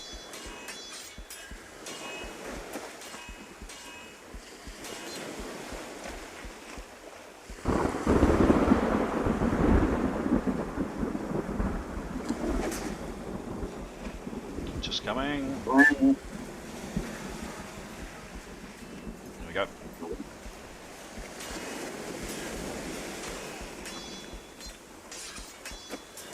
Oof. With his falchion he's using. And that is a pretty devastating. He's limited a little bit because he's moved, actually. And he's also reaching past Yonton, so it's quite a tight fit, so he's penalised a little. However, you rolled a 77, and that's a devastating 33 and an E/. Oh, God! Severin! You see... Fucking hell. You see... the guy that threw the hand axe at you just gets his leg cut off.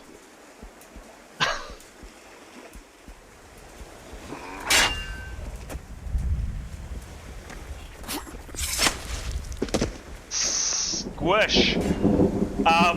He screams and drops and is very, very, very, well, in the process of being very, very, very dead. Oh my god. Sever foe's leg plus 15 hits. Foe drops and lapses into unconsciousness. Foe dies in 9 rounds. Add plus 10 to your next swing. Interesting start to the round. Next off.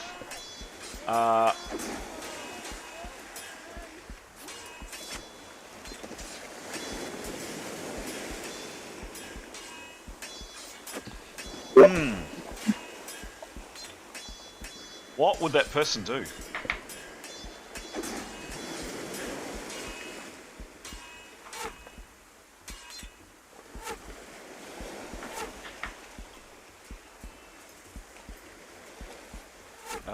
Okay, does that. Nathanel, you're up. So Nathanel, she would like to call at the very top of her voice. Yep. She's just observed everything that's just happened. Retreat. And well, just a sec. She's seen the acid ball come out. She's seen a lot of people scream. She is, of course, unaware of how injured or otherwise people are. True. But yeah, I think she's seen what's going on up the front, so I think she's going to scream retreat. Okay.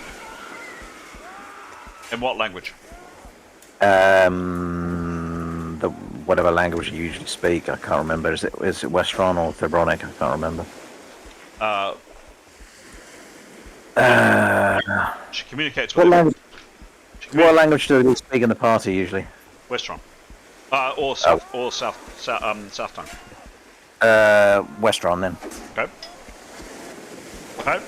She yells one word. She's still got 100% action. So she'd like to use Mind Voice. And she assumes that Severin was out the front. She doesn't know what's going on there, obviously, but she's going to just say, suggest retreat. Okay. Party damaged. Okay. Does she needs to cast a spell though? Yeah. Okay, give me a roll.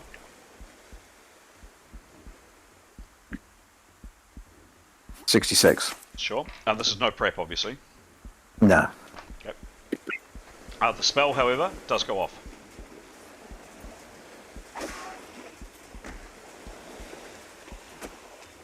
Cool. Yep. Success. She's got 10% left to act. She'll just crouch and observe. Yeah, she'll let her decoy obviously isn't really doing much, so she'll just. Well, no, actually, she may as well keep it out there. She'll have it floating out in the midst of the outside the cave entrance, and as people retreat, she'll make sure that her shadow is at the rear of people retreating. Okay. And then have it move around a fair amount so it can be seen. Okay. Cool. Oh, done. This guy isn't there. It's just a visual cue for me that he has disappeared. Okay, done. Thank you. Let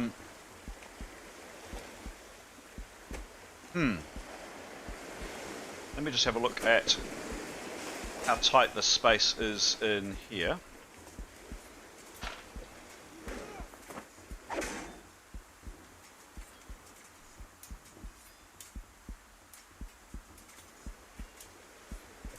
No, you're standing right there, Leif. Okay. Alright, cool. Jada snoozing.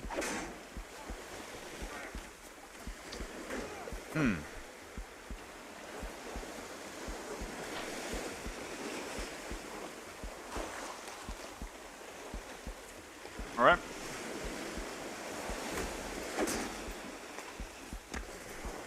Let's have a roll. Okay. Cool.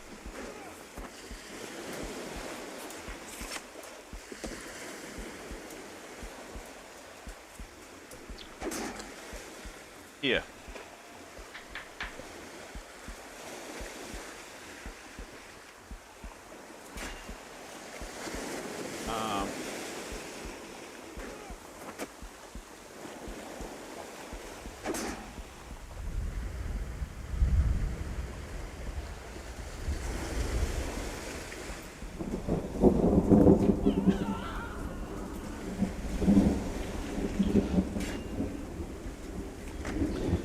This woman.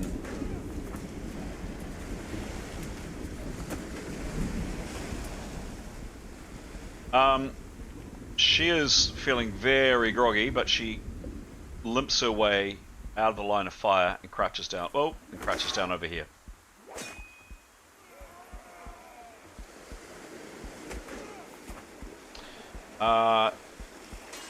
Yonton. Okay.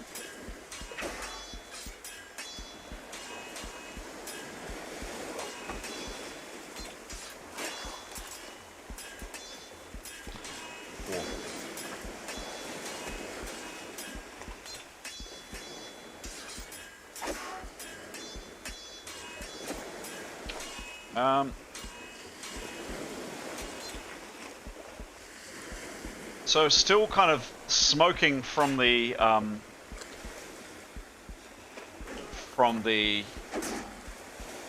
attack on her.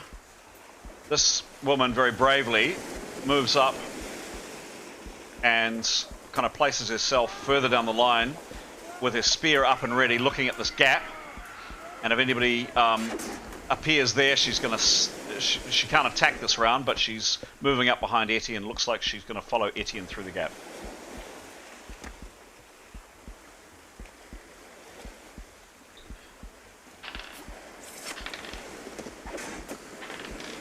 Okay.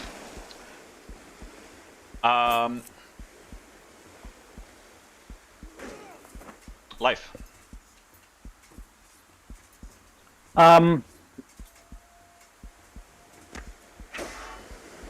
Leif is going to be ready to cast deflections. He's particularly aware there's an archer directly in front of him. He'll be ready to parry. He's aware of a gap to his left. He assumes there's danger from there. He will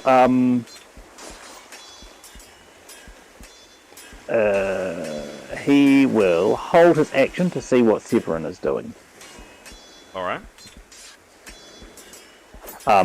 So he's assuming that we're retreating. He will see what he needs to do to assist Severin. Severin's dead, as far as you can see. Well, then yeah, he will crouch. Well, maybe not crouch down, but he will be. He will call out to Severin. Okay. Yeah. Good, thank you. Good point. He will want. Yeah, definitely want to. Ascertain what the state of Severin is.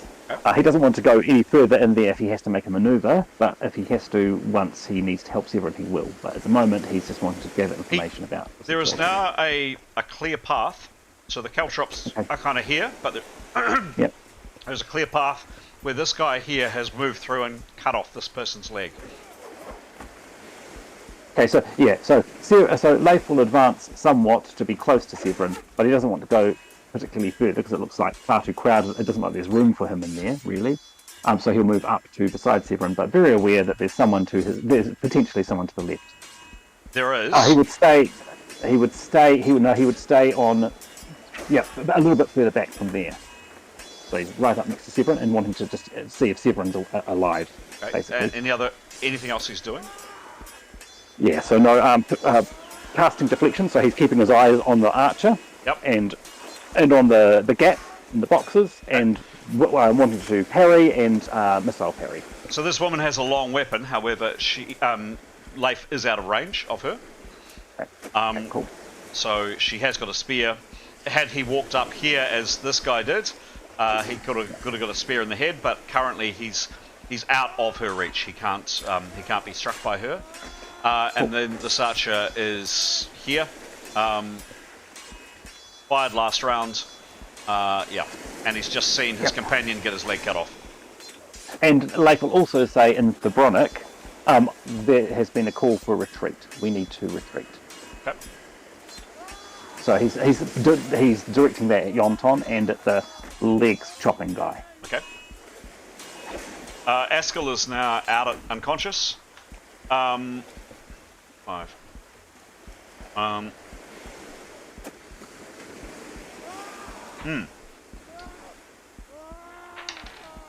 Yeah. This archer, wants none of it.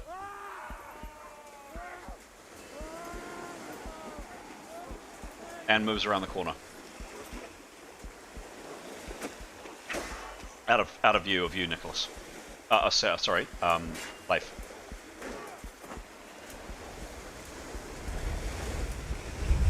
You saw him reloading as he went, but he's gone. He's out of your field of vision. Cool, thanks.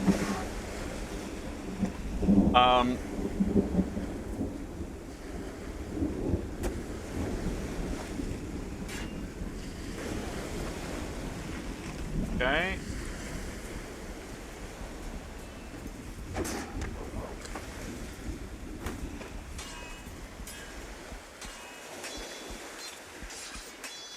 This guy is down. He's on the ground.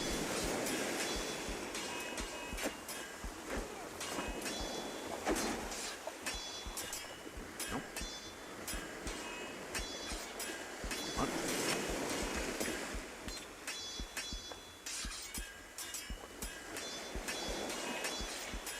Oh no, this guy. Okay. He is not feeling very well and moves back a bit. And moves past you. Actually moves a bit past you, Mython.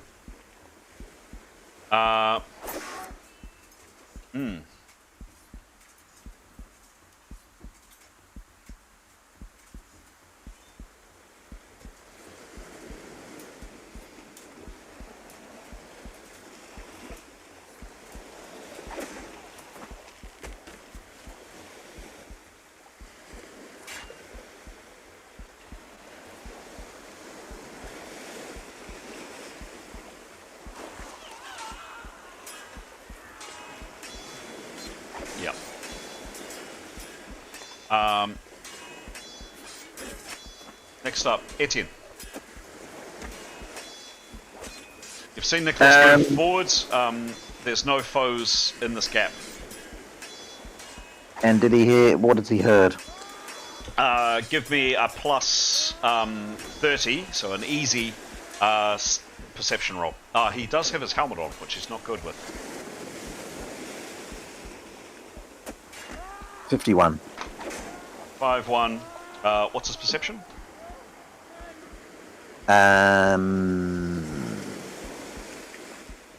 Not great. It's plus 21. Okay. It's near success. I'm going to say, Nathan was screaming at the top of her voice. Had you rolled lower, you wouldn't have heard it, but I'm going to say you did hear certainly Tanya scream, scream, retreat, retreat, retreat. And did he hear Leif in front of him? Yes, he would have. Yeah, Leif's right next to him, or very close to him. Yeah. Yeah, in which case he would follow that heed, hearing two people shout retreat. So he's obviously stunned. Yep. But he can move, right? You can move at negative 50. Yes, yes, negative 50. So he will move back. He doesn't really want to take any maneuvers. Yep.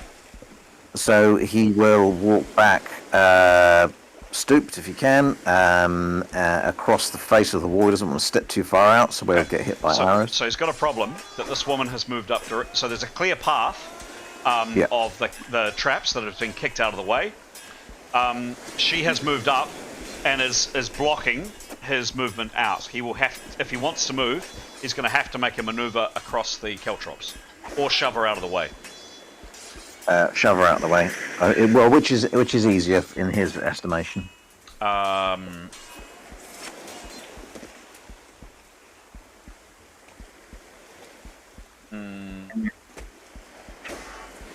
So I'd say shoving her out of the way and maneuvering at negative 50 would be a medium maneuver, stepping, because she may resist it. To step through the caltrops would be a light maneuver. Well, I'll risk a light maneuver then. Okay, give me a roll, please. At negative 50.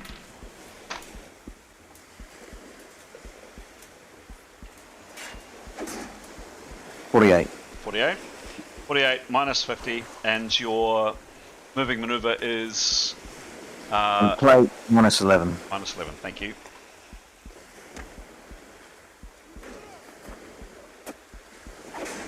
Okay. Not a failure. You just don't make much ground. You get out. You step over the caltrop successfully, so you don't stand on any of these nasty, sharp, pointy things. And you get to. I don't think your counter's going to play ball. I'll move him in due course, but he only makes it to basically just behind Askel. So as noted, he would rather be under the crates than out in the open. Okay. So he'll move under the crates and stoop. Okay, so he gets to about there. And stooped. Yep. Okay. Crouching, essentially. This woman just hisses one word at him as he passes in Thobronic. Coward. Okay, she hasn't heard the retreat call then? No, it's in Westron. No, from Leif in Thobronic. You don't know. But she still says coward. Alright, I'll kill her later, it's fine. Okay. So Etienne... this archway is just doing my head in.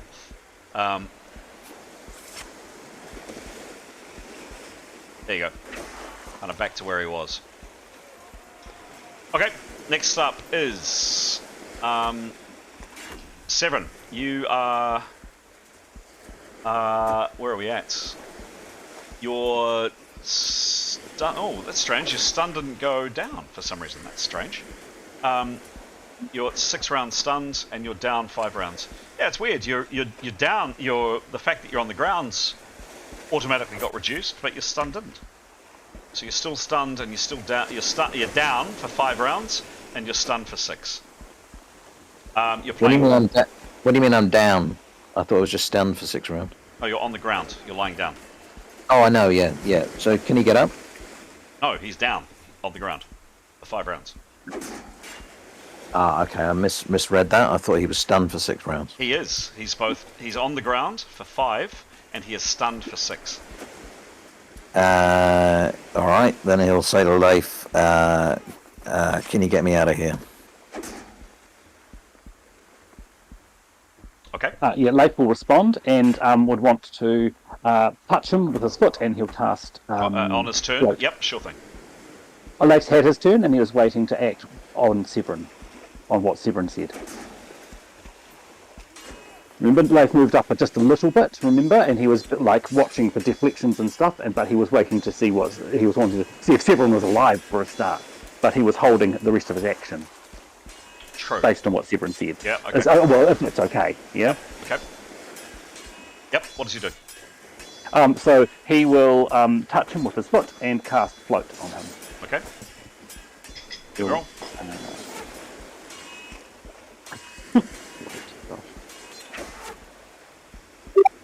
75. 75. No preparation, No. but the spell goes off. Cool.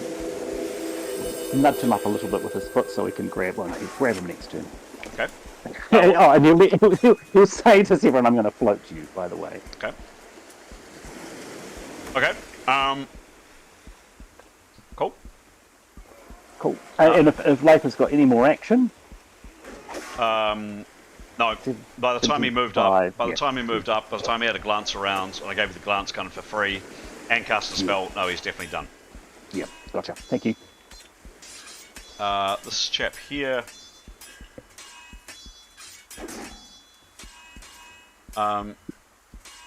like his companion... Oops. Urgh.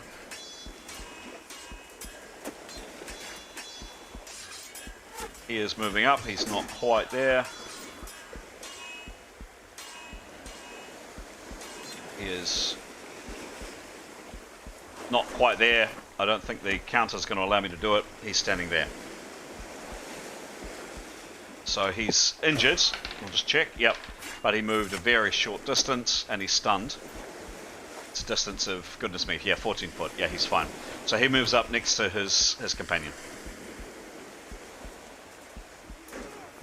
Tarquin. Tarquin, I might jump into... Not might, I will jump into chat room 1 with you, please.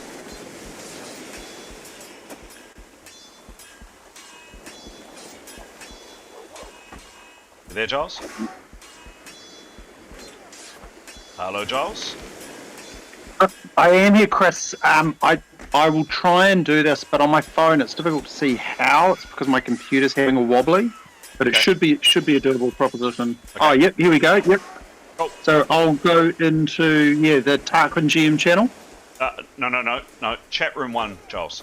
So the voice channel. The chat room 1. Okay. Yep. See you in there. Okay. Hello. Hello. Hey, Chris. Hey there. Cool. So you are. Oh, yep. Yep. You are. I'm just turning on my camera. Tarquin, you are all the way down at the end of the beach, and yep. you got that information that I gave you last time, which was. Yep. How far away am I from the zigzag? The zigzag starts. Yeah, about 30 foot away. Okay, so the zigzag is between me and the action. Yes. So the zigzag path kind of goes up here, up here, up here, up here, etc. Yep. Yep. So many things I could do. So I'm going to prepare. That's 90%. Yes. Okay, and I can do a glancing general perception, can't I? Yeah, you can. Yep. But I'm going to do my glance specifically looking up the zigzag. Yeah, cool. All right. So all I want to do is look, I know it's only a quick glance, but I want to look specifically up there. I'm not interested in anything else. Done. Give me a roll. And what I'm wondering is there someone I can see there with the rest of my action? Yeah, done. Give me a roll, please.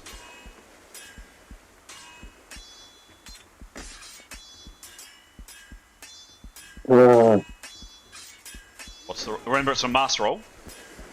Oh, it's 100. Rats. Yeah, it's a shame. What's his bonus, please? 90. 90. You get negative 20 because it's just a quick 1 second glance. But yes, with your elven eyesight, looking way up, some 60 foot up on the path, zigzagging down, you see a figure.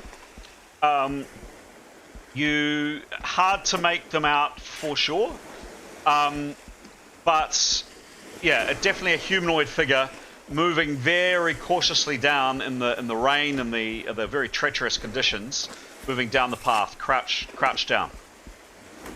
Okay, so excellent. That's super helpful. Can I ask a question about my spells just for my own clarity? Yeah. So I don't know if you've got the distractions list in front of you. I can get it up in just a second. Just give me 1 tick. What's the spell specifically? It's number 5, darkness, and I think it has a 100-foot radius from the point of touch. I see. And it creates darkness equal to the darkest night. So I'm just not sure how dark things are at the moment. Will it increase the darkness or not? Yes, it will. Okay, and then can I see in that? Darkness. Or do I then need to cast night vision to see in it as well? You just have a look at the description. So it was the distractions. So distractions, number 5, it says creates an area of up to 100-foot radius from the point touched. Yep. So it's going to go well up the zigzag, right? Just a sec. Darkness is equal to the darkest night. Cool. Darkens a 100-foot radius area about the point of touch as if it was a dark night. The point is not mobile. Darkness is equal to the darkest night. It is 10 minutes per level, and the area of effect. So it's going to last ages. Yep. It's going to last for ages. Yeah, I mean it's dark, so you would need to have some way of seeing. Elven eyesight allows you to see a bit more than a human, but you can't see in the pitch black. So it would so I'm going to then restrict use night vision as well, aren't I? Because if I cast night vision, I can see. Correct. Okay. So, and then I need to. Okay, I know exactly what I'm going to do then. And just so you know, because no one's going to catch up beforehand in case there are any problems, I prepared once. Then I'm going to cast darkness. Then I'm going to prepare and cast night vision. Cool. Done. Sounds cool. good. Okay. So do that to the other room.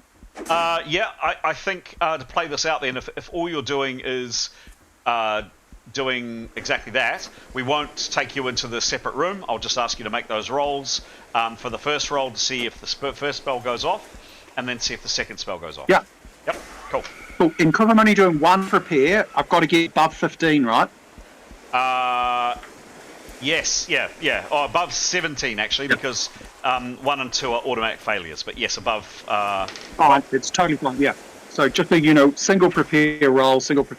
And so I've done my prepare for darkness. Yep. So next time I'll roll. Just tell me to roll. We don't need to come back in here. That's great. Yeah, Thanks, cool. Chris. Done. See you back in the other room. Gotcha. Champion. Bye. Bye.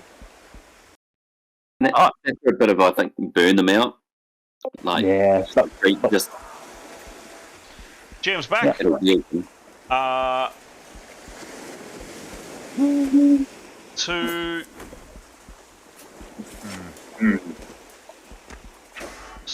I'm aware you guys don't have the map yet, so I'll just change that in the tick. Okay. What does he do?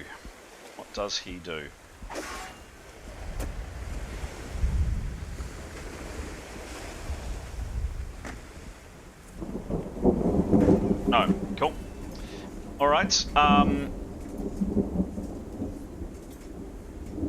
Yep. Hang on, back. 23 on 1.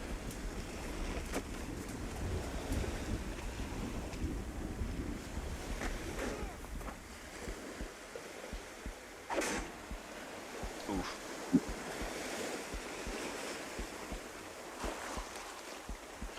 All right. You do hear some more of kind of this noise from inside.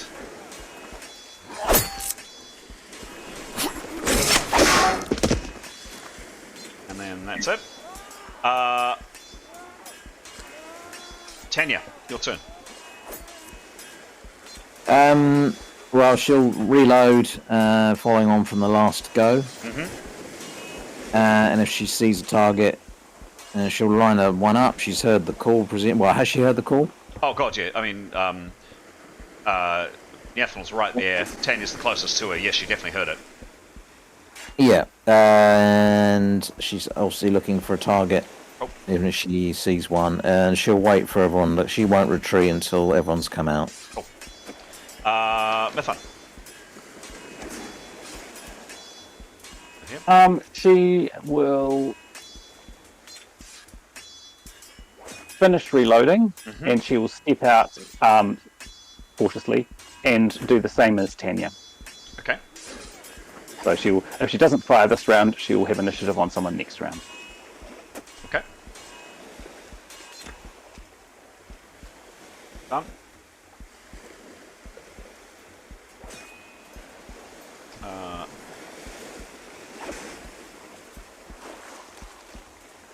Yeah, not much. Okay. Demos, you were must parried last round. That round is now over. You are fully able to act. You may do as you wish. What do you do?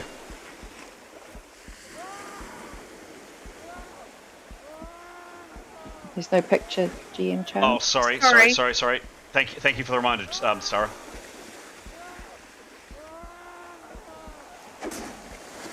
Sorry, sitting here enjoying the game. That's me. That is you. How far away is Askel, please? Okay, sure. He's very close. Just a second. Like he's right next to you. Like right next to you. 6 foot away. Okay, cool. And Demos would have heard the retreat or the call, the urgent call. He's a little bit further away. I'm going to say anybody kind of immediately here would have heard it. I would like you to make a roll again at a plus 30. Highly likely you would have heard it, but just check. Okay.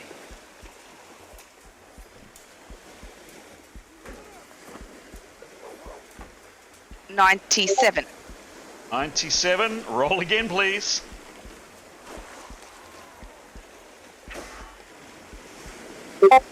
$87. Wow. Plus, what's her perception? What's his perception? Perception.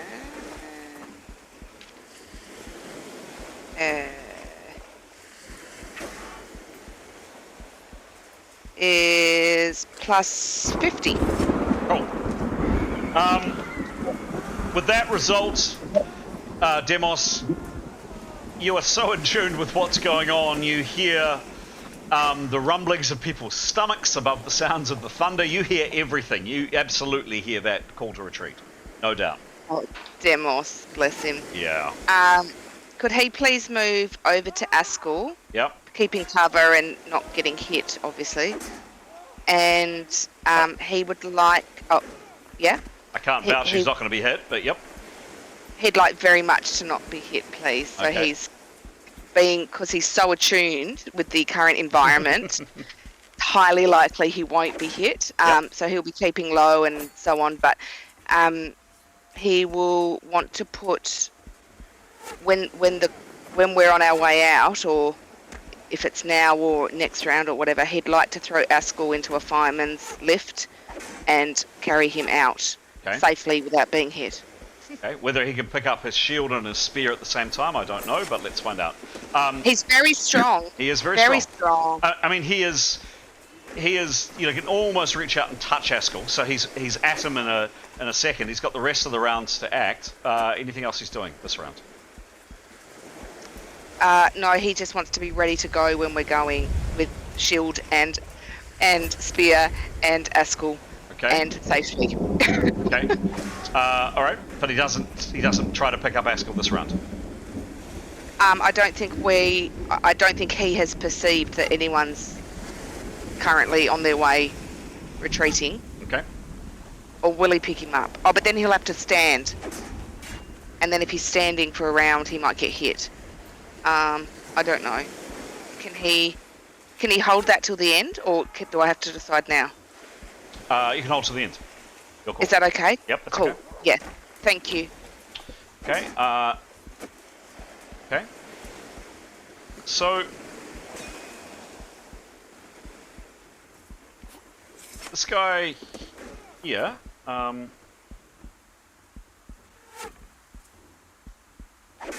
Just a second.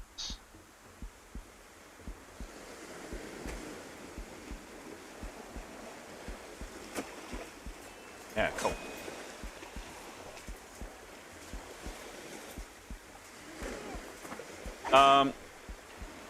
Just one tick, guys.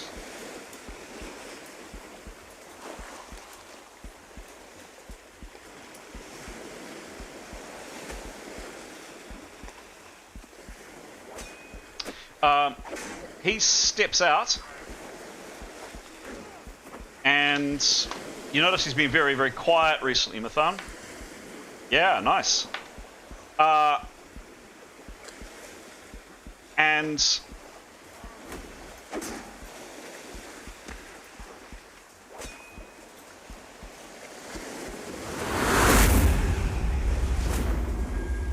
clenches his fist and screams a word, and this burst of light erupts from his hand, and literally almost like a huge bolt of intense light just in through here erupts, and there's cries. Oops, I've switched it on the wrong map, sorry. You didn't see, but basically this light just erupts inside, and there's cries of alarm and shock from people inside. And with that, he just yells out in Thebronic. Anybody that can hear them can understand Thebronic. He's loud with his remaining 25%. They're stunned. Rush them! Rush them! Rush them! GM will just do a little bit of rejigging here.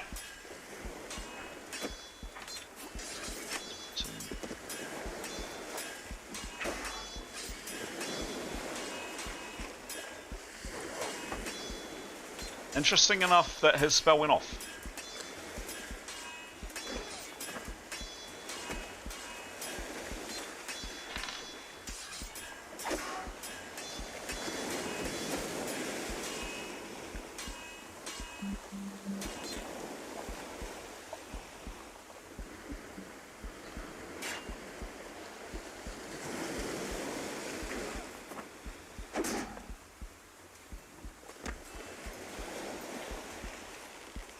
Just about done, guys.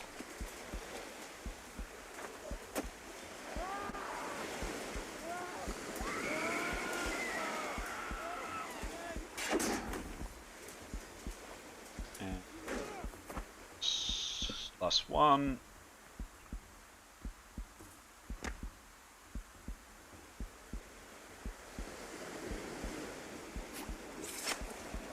Right, there we go.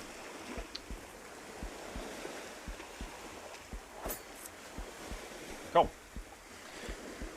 Oh.